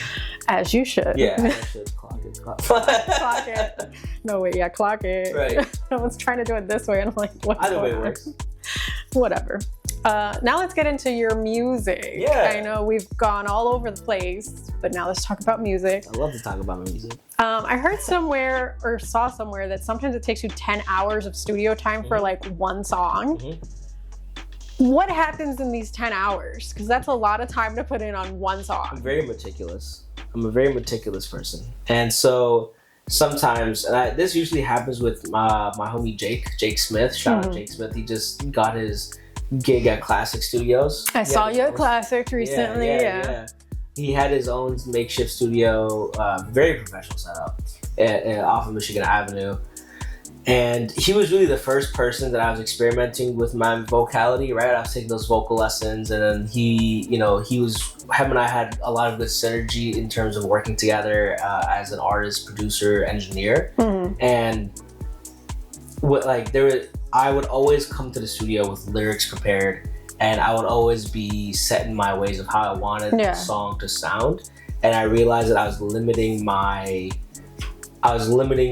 what the song could be like with more collaboration from the engineer, from the producer, right? Which Jake was both of. So, for example, one of my songs called The Recluse, he made the beat. So we were there for the first 2 hours, he made the beat, right? The next 2 hours, we were writing the lyrics. Next 2 hours, I was like just putting in melodies. I was like just trying to like, see what sounds would make sense. And the next 2 hours after that, we were writing lyrics. And then the few hours after that, we're like going back and forth on how to edit this and how to mix this and like retakes and things like that, like just to really polish everything up. Those 10 hours really go by quick. It really does go by quick, especially if you have nothing prepared. And you're just going in very open to what can happen. Like I said, some of those hours were just there to make the beat itself. Some of those hours were to actually write the lyrics and just really just be like, all right, how are we gonna go about this? What's the vibe of the song? What's the theme of the song? And then kind of just like starting with one line and kind of just going from there. And he had co-written Recluse with me. I think like half of that was also him.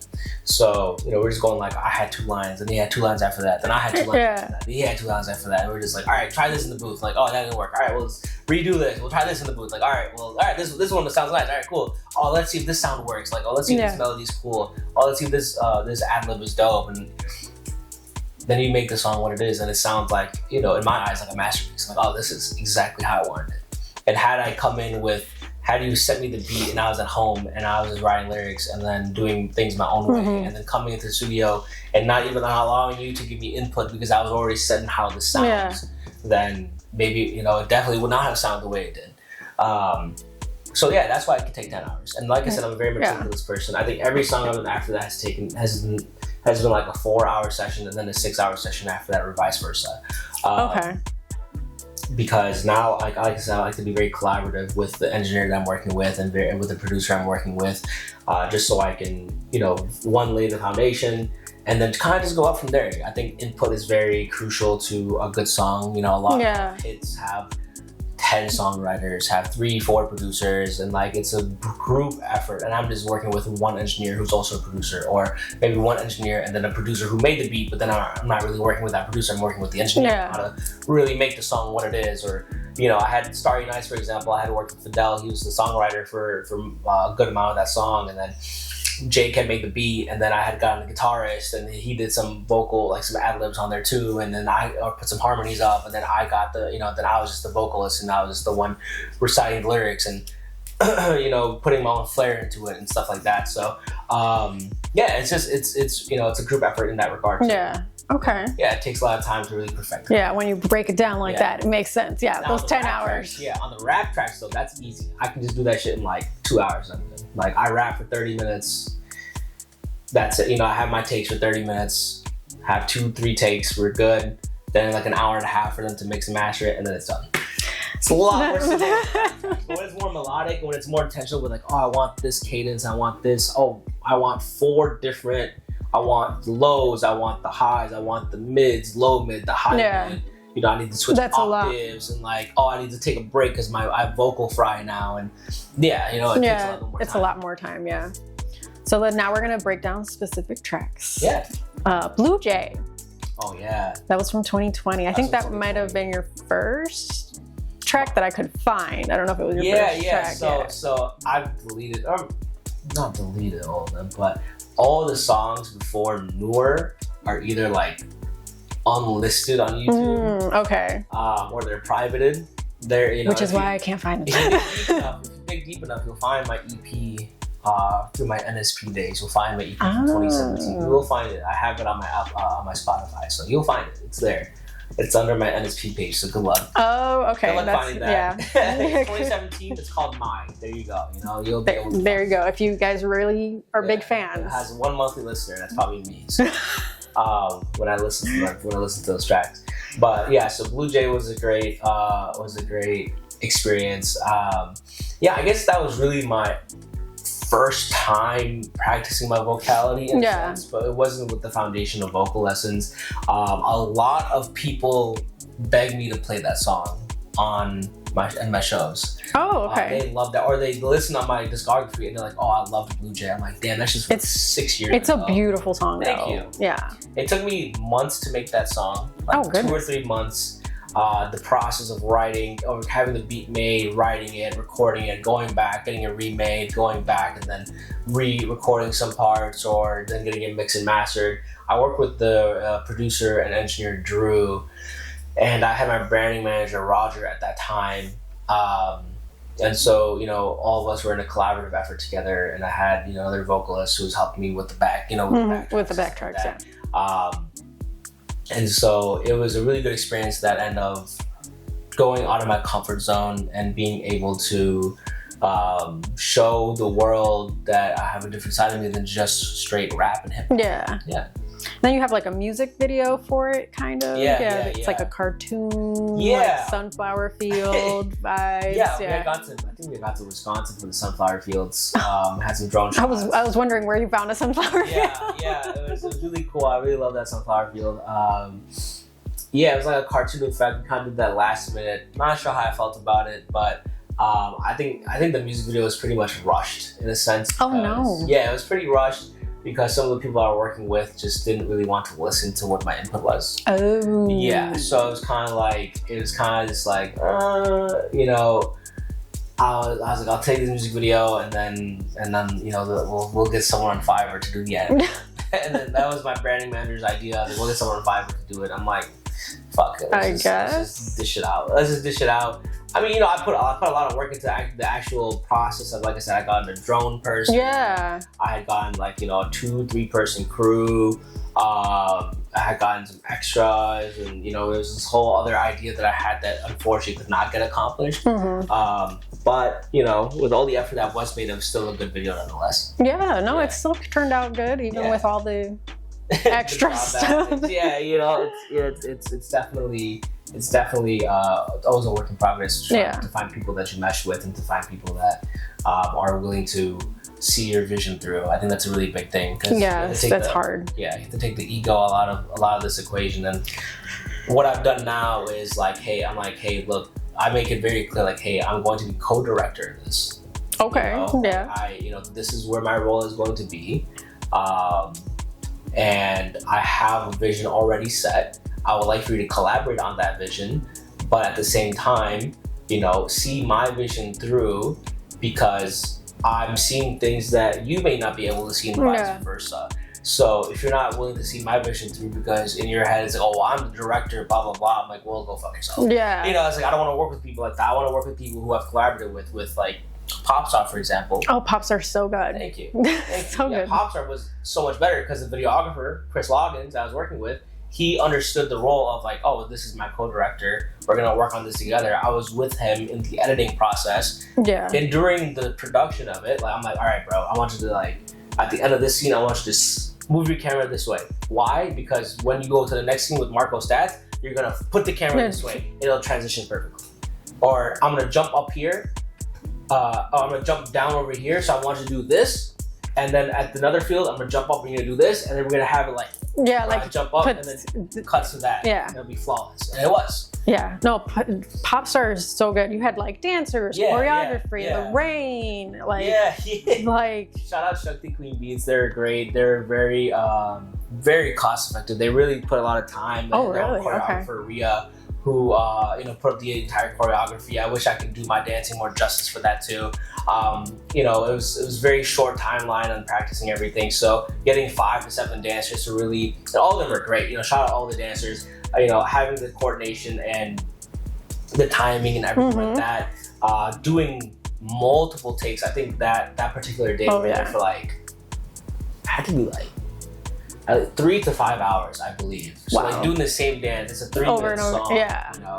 It's we have to do the verse and the hook and all that stuff. So you know, we're in this warehouse that had the rain room, it had the light bulb room, it had the motorcycle room. It was like everything was like, it was like 4 walls, it was like different. Oh, okay, that's dope. So we're in the same space. And then the rain room was like upstairs, so I had to like go upstairs for that. I low-key waterboarded myself for that scene, so just know that I almost drowned. But but you know, like them dancing in the rain, like just being really, really cool with being a part of this mission that I have was to have a bunch of South Asian creatives all in one project. You know, that's where the dancers came into play. That's where, you know, the music, of course, came into play. And then having these people of color really be more shined with this type of video. I think everyone in that video was a minority, you know, like in cast and crew, editing, everything. Oh, that's amazing. Yeah, so and I'm not just doing that for the clout. Like, hey, everyone's minorities, let's go, you know, like PC, yeah. But more so like, you know, South Asians, for example, don't get the best rap in, you know, there's a lot of stereotypes and, you know, they don't see South Asians as people who can dance, people who can sing, people who can be in the arts like that. And so I want to express a different light of this new era that we're in. You know, I think I've seen more South Asians now in the creative space in Chicago than I've ever seen in the past 10 years, 15 years. That's amazing, yeah. And that could be, you know, like at the classic Slide to the Stew space that I was at a few days ago, I think I saw like 15 South Asians there, which is a small number compared to everyone else. But I usually see 1 or 2 other people. But it's a big number in like in the grand scheme of things. In the grand scheme of things, like it's getting a lot more people. A lot more South Asians are more receptive to being in these spaces and showing themselves off in that sense too. Like, hey, I'm here too. This is, you know. And it takes that 15 people to then that 2 people to turn into 10 people to turn into 30 people and so on and so forth. Where then we can have a good market share on the music scene or on the creative space as well. For sure, for sure. All it takes is one and to start one domino. Pretty much. Speaking of Margot Stats, you also did This My Life. With him. How was that was different than like Blue Jay and stuff like that. I had made This My Life before Blue Jay, funny enough. Oh, okay. But you put it out after? Yeah, exactly. Okay. So that was still in my rap phase, and you know, I go through. I try to integrate both, but Marco Stats is a really cool guy. We've worked on a few songs together, like This My Life and Pop Star, and This My Life was really cool because we were kind of just going back and forth in the sense of like different verses, and it was just like more of like a hype, you know, like talking our shit song. And, definitely. You know, it was just some means for us to work together too. You know, I think I've been trying to work with him for quite some time, and I think that was like during 2019 that we made that song, and then 2020 is when we had like the photo shoot for the cover album, and then that's around the same time I was working on Blue Jay, and I released Blue Jay first, and then I released This My Life after, like in 2021. Sometimes like a lot of songs I save for like a year in advance. Okay, like Popstar I recorded in 2023 and I released it in 2024. Because you gotta have the planning for the music video and the funds to create everything. And the budget and the idea. You know, sometimes you just have the rollout. Exactly. So sometimes, you know, I'd rather not rush the process. Like I said, learning from my prior mistakes, like at Blue Jay and things of that nature, to then really go crazy on the other tracks. But yeah, This My Life was really cool because it was just me talking my shit. It was Martin talking his shit, and we were just talking our shit together. together. Yeah, and it was really cool. And you know, we performed that song a few times, and it's always a fun time to just spaz on the mic and just, you know, have people like, oh my god, you know. Because we were going pretty fast on that too. And then sometimes I'll take his fast, like if he's not there to do his verse, I'll do his verse. I memorize his verse, and then I would just perform that track too. That was really cool. That is cool. So now let's get into Phoenix, which is your EP. You dropped that in 2022. We're not going to talk about every single song. Just hear some here and there. Money on My Mind featuring Tripadelic. Okay. That wasn't my handwriting. That was my speech. I like the bar. Fuck a 9 to 5. I be on my grind. And then you have a music video. It's like phone book, static-y. Oh, for running? Yeah. Money. I had wrote down Money on My Mind. Nah, there was no music video for Money on My Mind. That was for Running. Oh, okay. So I wrote that down wrong. Oops. Okay. Phoenix is great. Once again, my ethos and my artistry is all about death and rebirth and the, shedding of old identities and to embrace new identities. And Phoenix was that EP that was the next step of my phase of life that I was going into. And I was recording all that in 2021 as well. After This Is My Life, that was the next project. Yeah, that was the next project I was doing. And originally, Money in My Mind was his song. It was Tripadelic's song, and that's how I met Jake, actually. Okay. That studio session. And when he sent me the beat, and I was in my car, I was at work, I was on my break, and I was like, Money on my mind. I was like, all right, this is cool. I was like, fuck it, 9 to 5. I was in my 9 to 5, and I was making the song. And, I be on my grind. I'm like, all right, we can get with this. Yeah. Going somewhere with it. Yeah, and then I kind of just took over the song. He had his verse, and then I had the hook and the verse, and I was like, well, like 80% of the song is me, so I was like, just give me the song, and I'll put it on my EP, and we'll promote it. If you're cool with that, he's like, yeah, that's cool with me. I'm like, all right, say less. So that was really cool. A lot of people love when I perform that song. Even now I have that on my set list. Okay. Because it's kind of like, oh, who came here from their 9 to 5s a day, and it's a good it's a good like proud proud engagement song. I'm like, oh, get your middle fingers up, Yeah. I want you to say fuck a 9 to 5 because I know you don't want that 9 to 5. Nobody wants the 9 to 5. No one wants the 9 to 5. We want the music. Right, So that's why you guys are here tonight. You're here because you're here to you're here to get away from work, you're here to get away from this. So fuck a 9 to 5, get your middle fingers up, and I want you to say the same things that I am. Like, money on my mind, fucking 9 to 5, and so it's a really good hype song. But the music video that you're referring to, for Running, which is not on this EP. It's later on. I think that was after I released Running first before Recluse. Even though Recluse was the first song I made to really express my vocality. But Running was more of like a more commercial, it was more repetitive of a song. And I love Peer Space because I have really cool locations I can get. They definitely do, yes. So there's like another warehouse space where it had like 6 different rooms and you can do like multiple different shots, and that's what we did in that space where we had like there's a phone booth and we had like some good lighting. I had like quasar lights, we were able to like situate that like the static TV setup, and that was really cool. And then, we had some fake money that we were throwing, and there was another like fake money is always so much fun. I don't have to pick it up, I don't gotta pick it up, it's just like, well, it's not real money. I'm like, I have to put it in my pocket. But yeah, it was really cool. I was really just expressing my vocality through that too, and being able to just put myself out there with Running. So a lot of people like that. A lot of people like the music video. A lot of people really like the song. I think I put it through Submit Hub, not expecting much to happen. It got like 13,000 streams after a few months. Yeah, it was really cool. And I was like, oh crap, and that wasn't even through any of the playlists that I had submitted for. I think someone must have found it in one of those playlists, and then they put it on their own playlist. Oh, and that's what really got me a lot more streams. I'm like, oh, okay, this is cool. For $150 investment on the streaming side, like that's not bad at all. That's not bad, yeah. So yeah, that was a really good experience. So how do you feel about playlisting?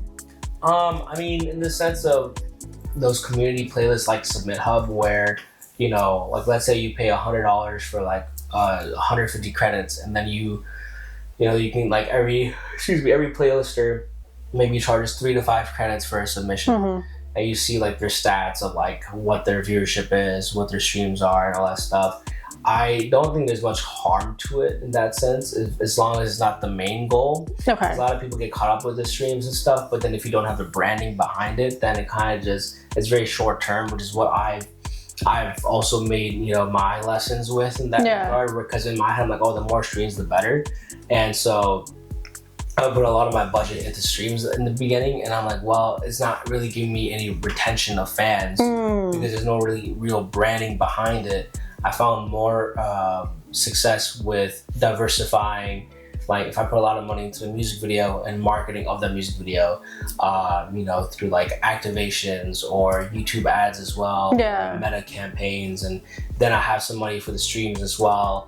As long as you're not like buying bots, like that's a whole other ball. That's a whole other. Submit Hub verifies every curator, and they make sure there's no bots on those playlists, and which is why a lot of people don't like Submit Hub, because they're like, oh, we don't get that many streams. I'm like, well, that's because you're not getting bots along with it, You're getting like real people. Yeah, you're getting real people, and then, you get real results from that. And, Submit Hub is also great because it has this like hot or not feature where you can put your music out there for other artists to rate. Mm-hmm. Oh, okay.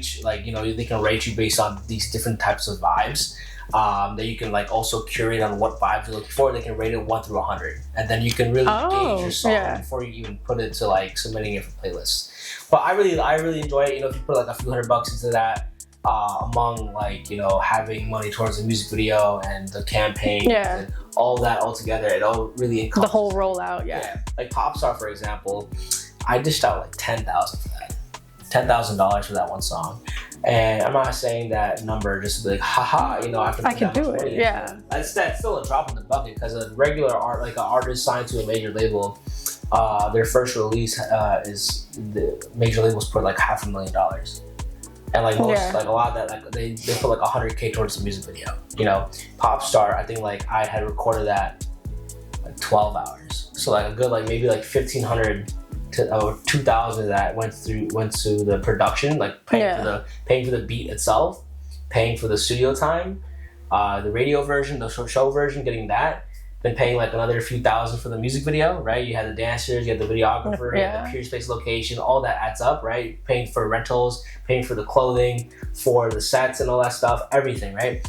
And then you have, that's like 5,000 gone right there, that's already half the budget. So, and then the other half, whatever budget you have, you want to put half of that into the marketing, right? So I had put in, I think I was working with an A&R, and he was connected with Capitol Records, so he's able to put me through I don't know what he did, I don't know what happened, but he did something. We had gotten 100K views on the YouTube video, on the music video.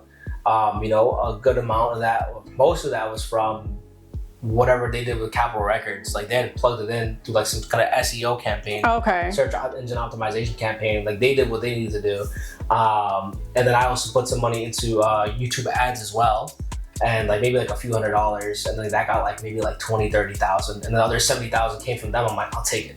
Like most of the streams I got too, I think we have 70K streams on that on Spotify for Popstar. Like 50 to 60,000 of that, or like the first 30,000 came from Capitol Records. That's amazing. From all that, or whatever they plugged. Whatever they did, Like it was all algorithmic playlists that they put me on, like the daily drive or the release radar, or like those are algorithmic. It was like not an actual like third-party curator playlist that I was on. It was like all the stuff that you would see like major artists be on. Like those automatic algorithmic playlists. And then because I was on those playlists, Spotify itself then kept it going. They just kept spiraled. It going. So then like that first 2 months where I was like working with Capitol Records, that's where I got the 30K streams. And then after that, after I stopped working with them, the algorithm on Spotify just kept it on there for months. Oh, wow. I was able to get more, so I got double the streams from that. So, like it all takes, that was really great. That's awesome. Really cool. And so there's a lot of power into a label that they have a lot of power in terms of like getting your music out there. And it was like a flip of a switch damn near. It's what it felt like when I was working with them. But yeah, it takes a lot of money to put into your music. Even if you don't have any money, you don't need to, because TikTok exists and you are able to work with your phone, and you're able to be very creative with what you do. And it just depends on the intentionality of what the theme of your videos are, or you can be a lot more grassroots DIY about it.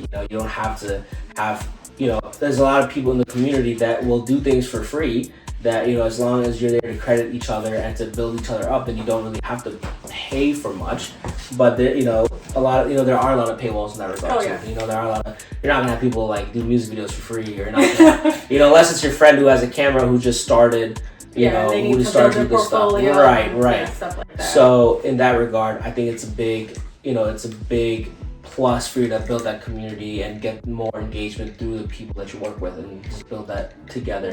But if you're not able to do that, then it will cost some money for sure. It's just, a lot of people want to get paid for what they do, and I don't blame them. It's just like you're not gonna, they need to, they put money into their own equipment and they have to also have a return of investment. So if you have the funds, get to the right people and then build those relationships, and you'll have those people who will give you some good rates. And then for the ones who don't have much of a budget, like I said, you just get 1 or 2 dedicated people who really support you, have them on, behind your phone, and make sure they have a good eye for photography or videography, and you can really do numbers from there and get creative. You can do a lot if you really put your mind to it. Yeah, no, definitely. So still on Phoenix, or back to Phoenix. Yeah, back to Phoenix, yeah.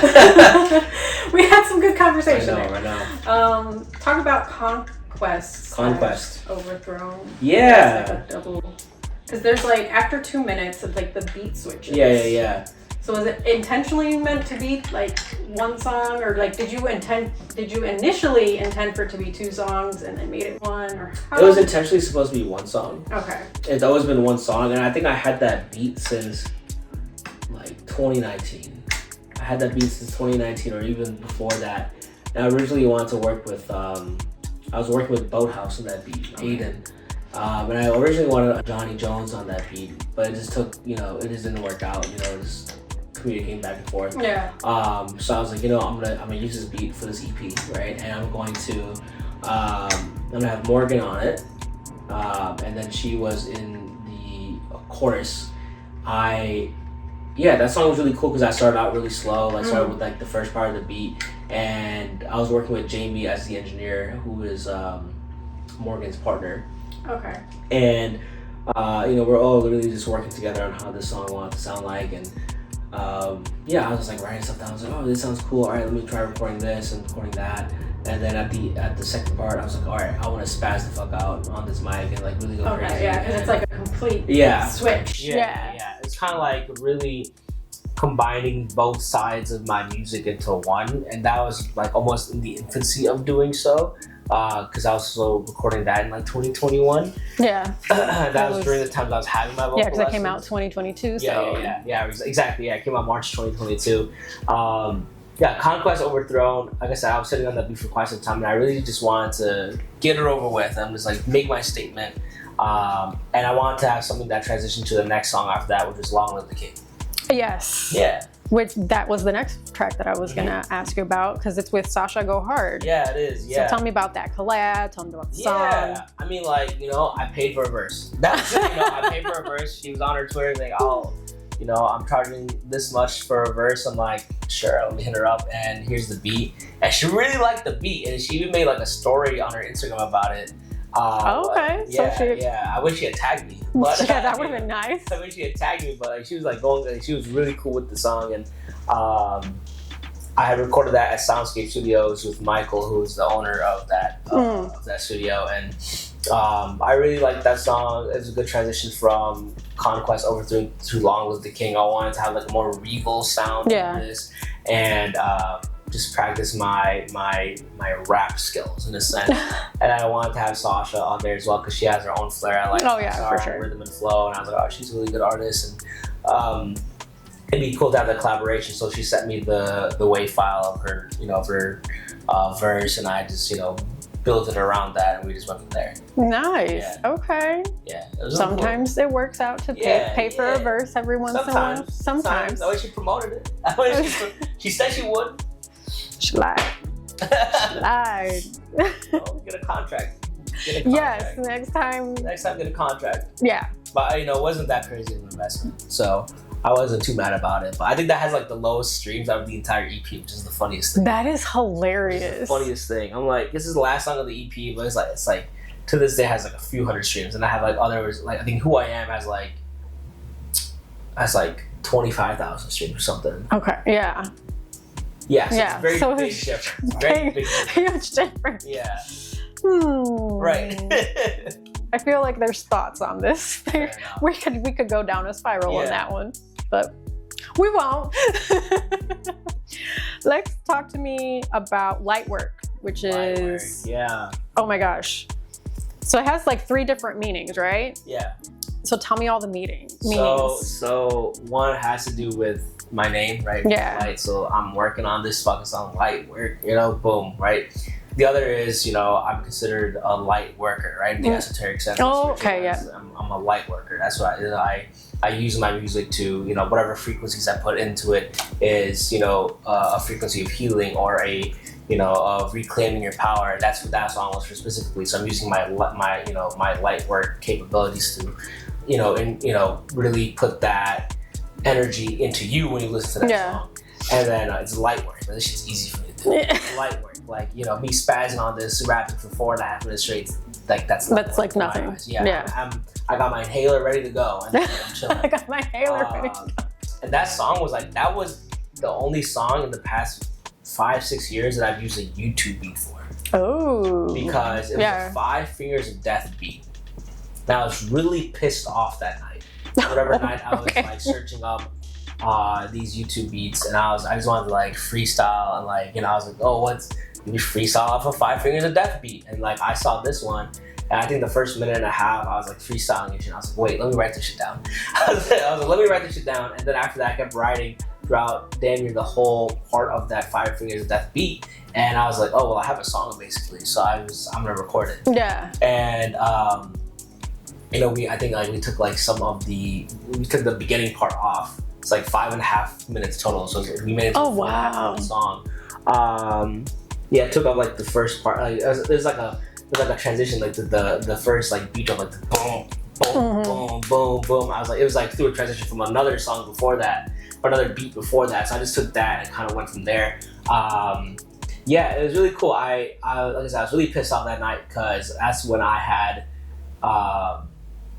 a whole team of people in Alchemy Arts. When I first really started, I was recruiting a lot of people. That was back in 2023, and it just crashed and burned. It just crashed and burned. It was in the sense, because the ethos of Alchemy Arts in the sense of having a team was everyone has their own skill set. Yeah. Video, photo, graphic design, engineer, producer, photographer, etc. Social media, and we all come together to share our resources together. Mm-hmm. Very kind of communist, in a sense. Very, very social, democratic. I don't fucking know. It's kind of we all give each other our resources, and then that way we're able to build up a team, kind of like ASAP Mob, right? Kind of like all these D12, and a bunch of other groups, that come up together because they all have their own skill set. That's why I wanted the Alchemy Arts, but unfortunately, some people were trying to. Some people did not align with that ethos. Yeah. And then, once those pieces of the puzzle fall, it kind of all cracks, right? Kind of just all spills out. So I was really pissed off. I was just upset that it didn't, because I had the first few meetings of that too. I had got sponsored by Holy Buckets. Shout out Holy Buckets. Oh, okay. We were, I was like, oh look, just the power of numbers that we have.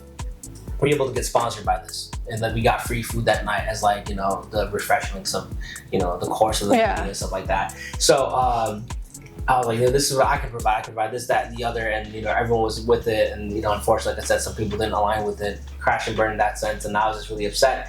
And so that's what started me to reclaim my own power. In that sense, thinking well, if I don't have a team to do this, then that's something that I can just do by myself, and then outsource whoever I need to, and then let people see the proof of concept. Yeah. After the fact, let people join the collective if it works out. But with light work, like I said, I was like, all right, well, this song now has that reclamation of power. I was like, I'm gonna bring that power back to me, and I'm gonna make a release out of it. And so I had also worked with that one A&R, and we were able to have a rollout with, I had some, few blog releases, and you were interviewed on Power 92. I was, about it. Power 92, Illinois, and a bunch of other spots as well, I believe. I think Mic Up Studio. Yeah, you did a mic drop video. Yeah. So I had the music video with that too, which was really cool. It was a really good time. I think after that, I had gone to what's it called? It's that one taqueria that's off of Archer. They're everywhere. Los Comales. I went. Oh, okay. Yeah, and there was a bunch of kids from there's a bunch of kids there from school. And so I think and I had the drip on and everything. I had my sunglasses and I had my fit and whatever. and I had my little cards with the QR codes, and I was, you know, people like, oh, what do you do? Blah, blah, blah. I'm a rapper, and I was this and that. The other, I was in Illinois, I was Power 92. Like, oh my God, I need an autograph, blah, blah. And so people were like, all these kids were crowding me, and I was just like signing all these like these little cutouts that I was giving out to people. And I was like signing them, and that was a really cool experience too. And you know, I was like, yo, share it at your at your schools and stuff, and you know, just let people know that this is the music that I'm making. Because really, like a lot of hype comes from like high school and college. A lot of the music that goes crazy. Yeah, that's why a lot of people, high school artists, like artists in high school, blow the fuck up, is because they have like this one school who had like 2,000 people, and then that school like goes to other schools for games and stuff, and it's like the district, and it's like, all right, then it keeps on expanding. So like, that's kind of what I wanted for light work, like, you know, oh, these like 60 to 80 kids are here, like high schoolers that are here, you know, if I pass them out, you know, maybe there's some traction there in CPS, and I can kind of go from there, which there was some traction, you know, at first in the beginning, but it's also about the momentum too. I love Lightwork. Lightwork's really good too. And then your most recent track, Like That, which is like a pop record. So tell me about that song, and then before we move on. Well, you know what? Let me get back to Lightwork real quick. Oh, okay. There's a part where in the beat, there's a part in the beat that says Allahu Akbar, right? Which is glory to God. That was not, like, that was in the YouTube beat itself. So I had to literally, there's a line that I put right before that saying, like, this is a Muslim man who might have to blow. You know, like the double entendre, you know, in the sense of like, you know, I got blow up as an artist, you know, and then, and so of course, you know, I really want to focus on my lyricism with that song. You know, there's 4 beat switches or 3 beat switches, 4 beats in total, and everyone had like a different like tempo, and so different flow switches. I really want to grind my ass off with that song, but Like That is a whole opposite, like a whole different opposite. It's like not bubblegum pop, but it's definitely like commercial pop. Really drew inspiration from the T-Pain era of music. Hey, the T-Pain era of music was pretty good. All right, I love that era. Like mid 2000s was great, and so I wanted to make a song where I was just like, just feeling myself, and I was talking about my girl, you know. I was, you know, it's, you know, it was getting like, it was like, you know, sexy vibes, you know what I'm saying? That's what I wanted to do with this track, and also wanted to expand my vocalism and, you know, see how I can go with blending all of these octaves together and the hook, and like, I think I had like 10 to 12 different layers. I oversauced it. But, not oversauced. Yeah, it was a really good experience in the sense of working with an engineer at Studio Shapes. His name's Galaxy. You know, he you know, a great engineer as well. Theezy was the one who produced the beat. Oh, sure, okay. Yeah, so, you know, it was a collaborative effort on that end as well. And that also took like a year and some change to record and like put out there. I didn't have much of a release rollout for that song. So it still got a few thousand streams. I was really happy with it. You know, I think it was just another song for me to put within my discography for the melodic pop experimentation that I was doing in that regard. Yeah. All right. So now we're going to move on to some miscellaneous things that I found. Yeah. You performed at the World Trade Center in Dubai. I did. That was in 2016 or 2017. 2016. So yeah, 10 years ago. 10 years. Exactly 10 years. Exactly. Holy cow, we're in 2026. I know. Yeah, I was 18 at the time. I had this opportunity to get flown out to Dubai.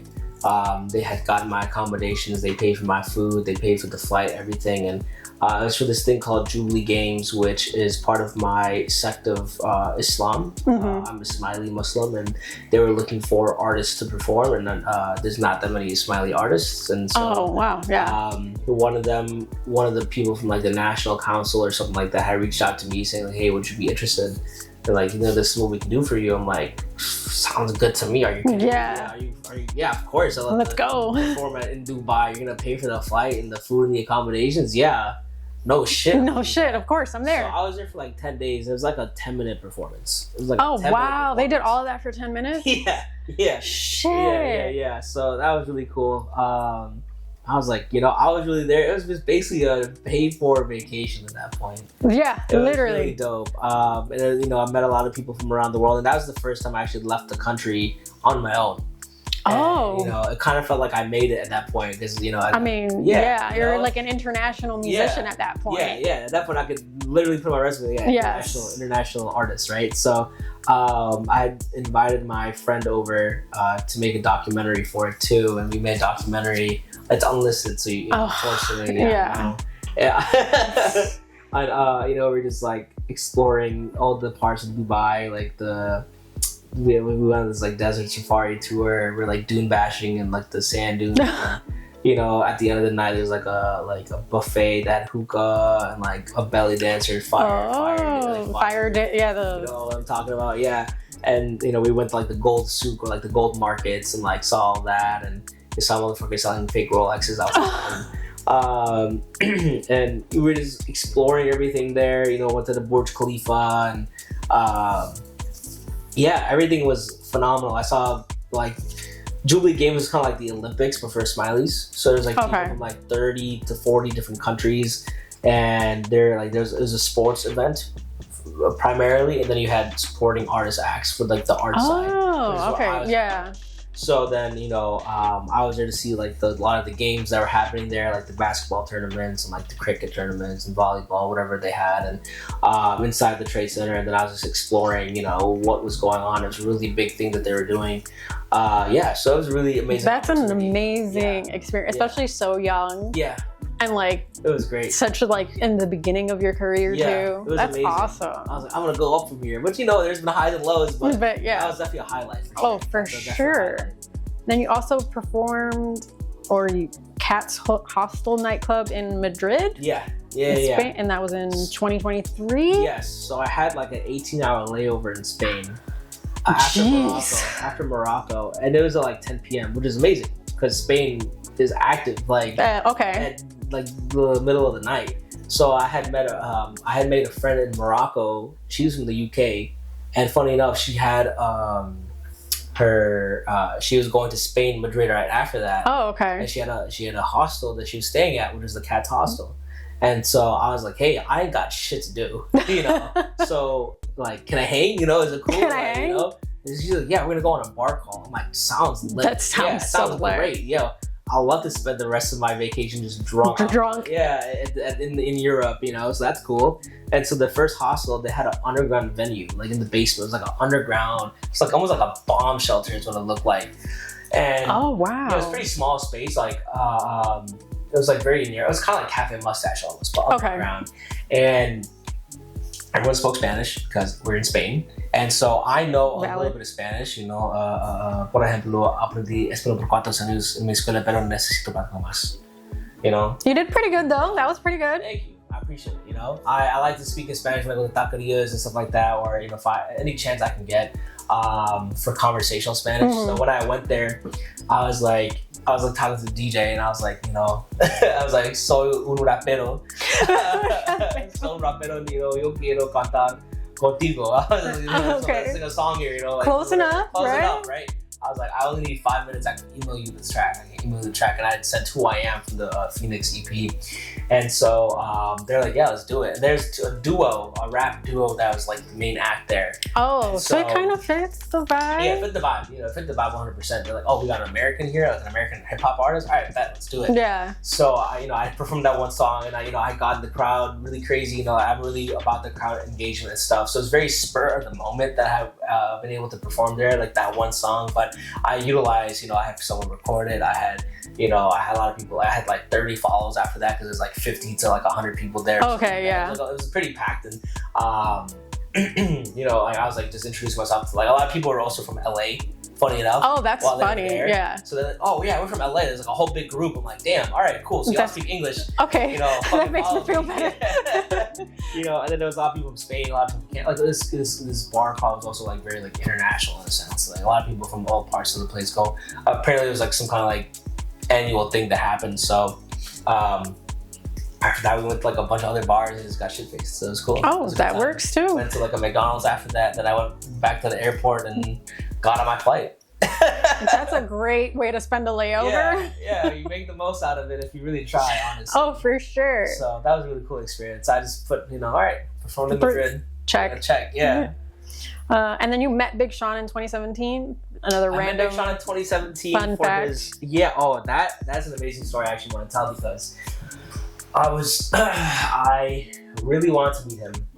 I had gotten a meet and greet ticket, a Q&A ticket, and a general admission ticket, and the two of those tickets were like early access as well.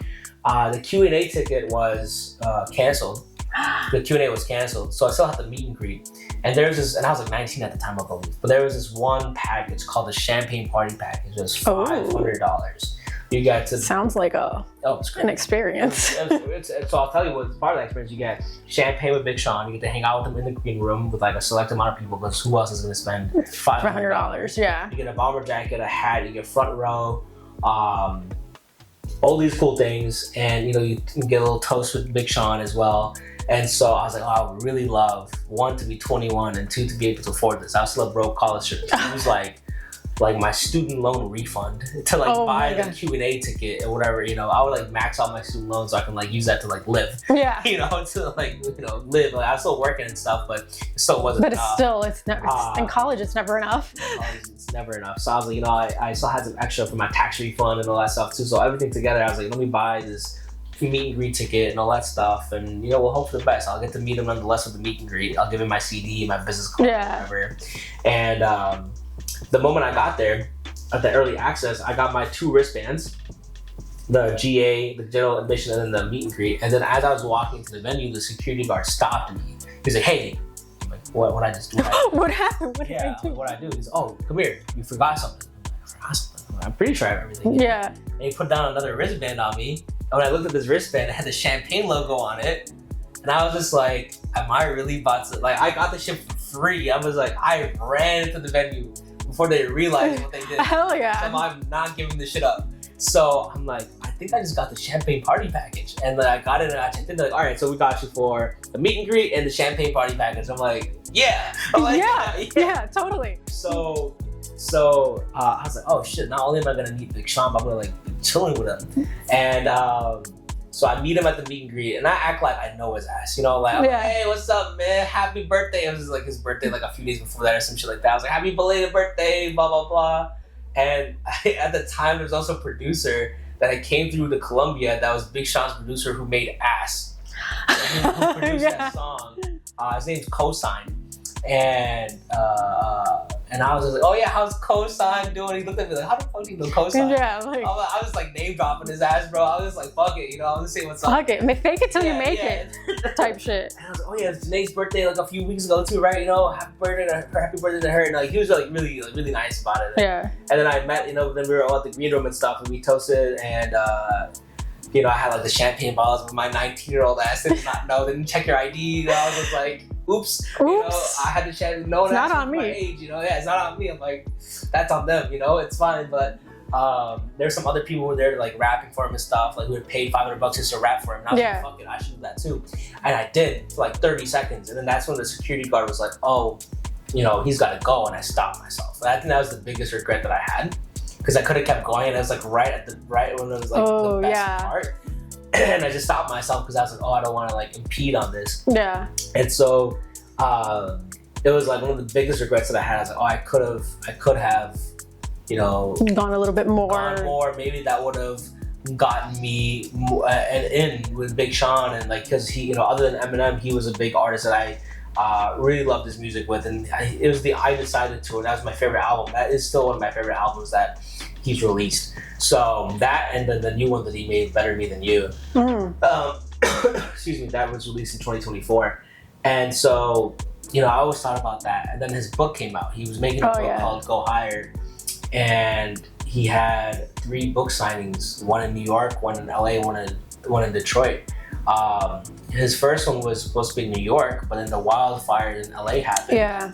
And so he had to take care of his family, so he canceled that. So I went, and I still had bought the plane ticket, and it was refunded a few days prior, the book signing ticket, whatever it was. I was still there, and I made like a day trip, and I made content, and I met up with some cool people and stuff like that. Yeah, made the best of it. Yeah, and then I realized, I was like, fuck, I really want to see his book signing, and that's when I saw that he had another one in LA. And I was like, fuck it, I know some people in LA, I can crash at their place.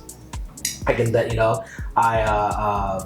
was like, all right, you know what? I had nothing prepared for New York, so let me prepare for LA. And so I had made an EPK. I had a folder. I had my like a bunch of like different pages that had like my QR codes on it. Yeah. Had my titles of my music, where I performed, what my ethos is, my bio. I even had like a song of mine, Lightwork, that had all the lyrics for it. So you can see like, so you can read my lyrics and shit. And I had my business card, and I had everything all in like this one folder. And I made 10 of those folders, so I could pass them out to his team as well. So when I was in LA, we were waiting in line and stuff, and one of the videographers was like, oh, like, I was like, oh yeah, I was in New York and they canceled that one, but I'm from Chicago and I came here. He's like, oh fuck, you did all that? He said, I'm gonna let Sean know. I'm like, that's fucking dope. Yes. And then he came back, the videographer, he's like, oh yeah, I let the team know, like, Sean's waiting for you. I'm like, he's waiting for me? What? I had gotten him some like trinkets. I had gotten some crystals for him, Janae, and his son.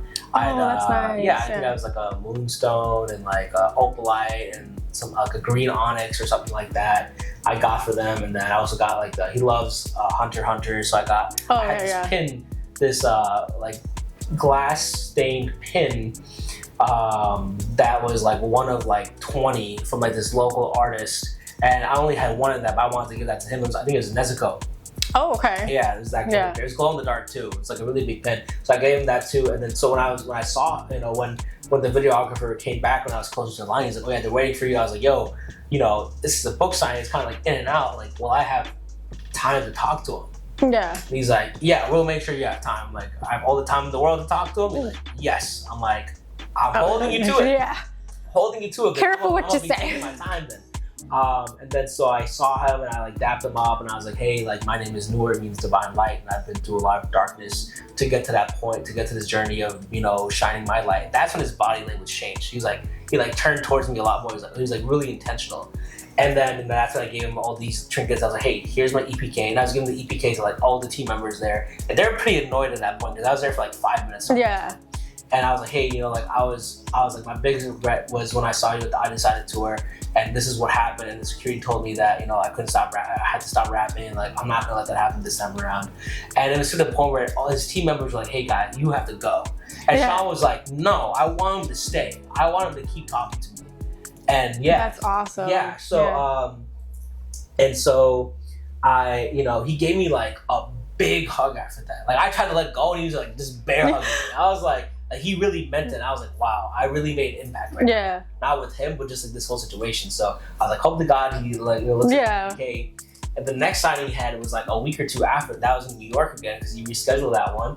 And I came through and saw him. He's like, oh, I didn't know you were from here, bro. I was like, I'm not. I'm from Chicago, man. I'm here to see you again.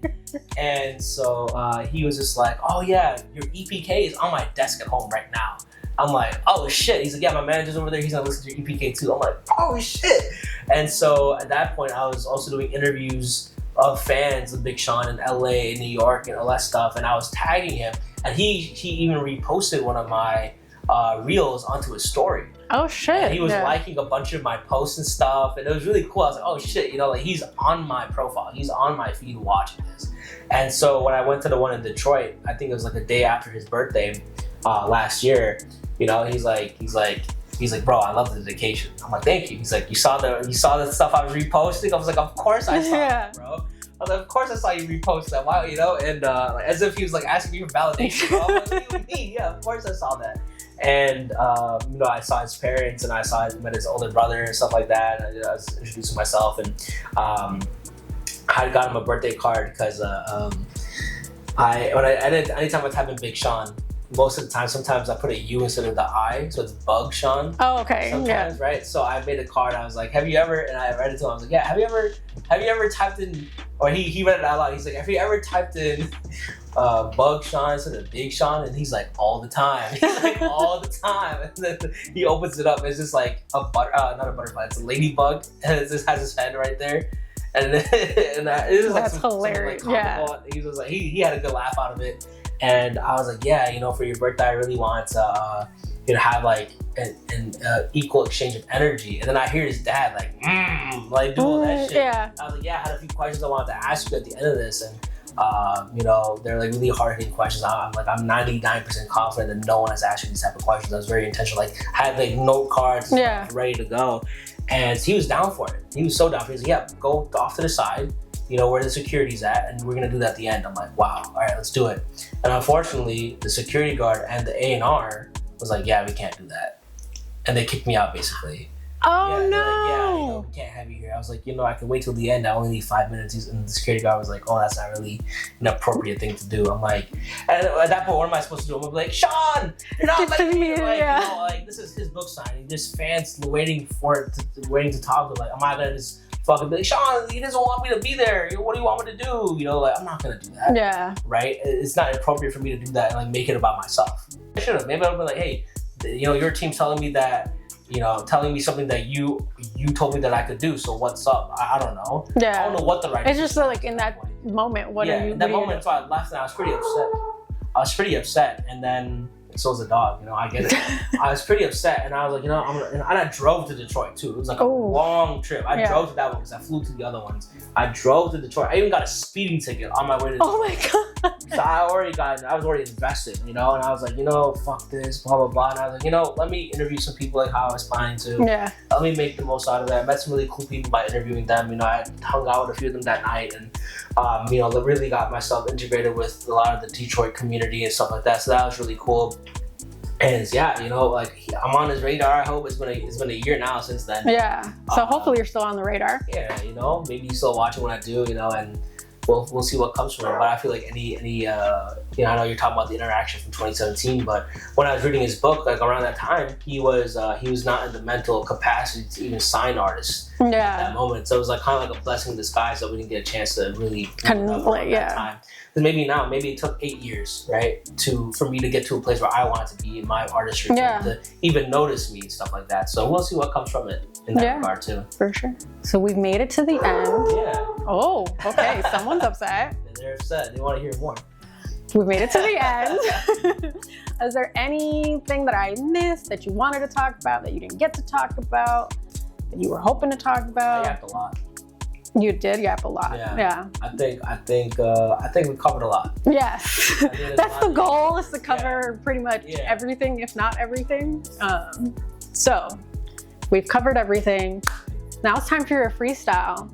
Oh yeah, that's right. You get a little freestyle. You get a little freestyle, acapella. Yeah. As long as you want, as short as you want. Yeah. Okay. It could be an old verse, a new verse, off the dome. I just gotta go off the dome real quick. Yeah. Okay. Yeah. Just going off the dome. Shit. All these rappers spineless, but I got a backbone. You know how it is. We just gotta go. We just gotta go prone, going stealthy, like we on that game mode, and we just be on that type of shit that.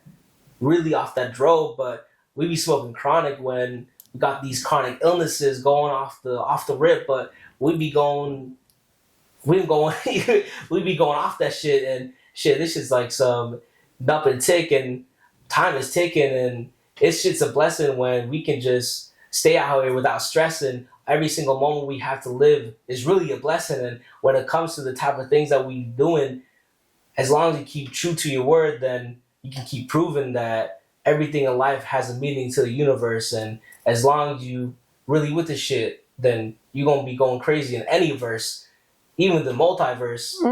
And it's just what it is, but you always gotta keep some shit packed in your purse. But you know what it is, my name is Noor, and I try to keep it pure, so that's just what I do. And if you got a problem with it, shit, there's nothing truer than going face to face, like it ain't nothing to it.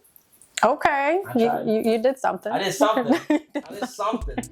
Let everybody know where to follow you and find you and all that good stuff. Noor the Alchemist, Noor the Alchemist. If you need to search up what the Alchemist is, you can spell it through Google. Siri's got you. You can find me anywhere. SEO is great. Yes. Noor the Alchemist. Definitely. So thank you so much. Oh, this is for you. It's a thank you card. Thank you so much. Yeah. I'm gonna open it here or later on. Later is fine. Okay. I know you don't have your glasses. Oh yeah. So, appreciate being here. thank you so much for coming. I know it's been a long wait. Hopefully it was worth the wait. It was definitely worth the wait. It was great. Shout out to the sponsors, The Lot Podcast for providing media production services, AG Designs for does graphics, video editing, crochet. Yes, she crocheted that pillow. Oh, it's such a good back sport. It is a really good back sport. The Ambience Beats, who provides beats for all Melly Starz content. And remember to follow me, Melly Starz, everywhere, www.mellystars.com. If you can't find me, I don't know. I don't know what to tell you. And remember to tune in next week because you never know who's going to show up to the couch. Boom. Mic drop.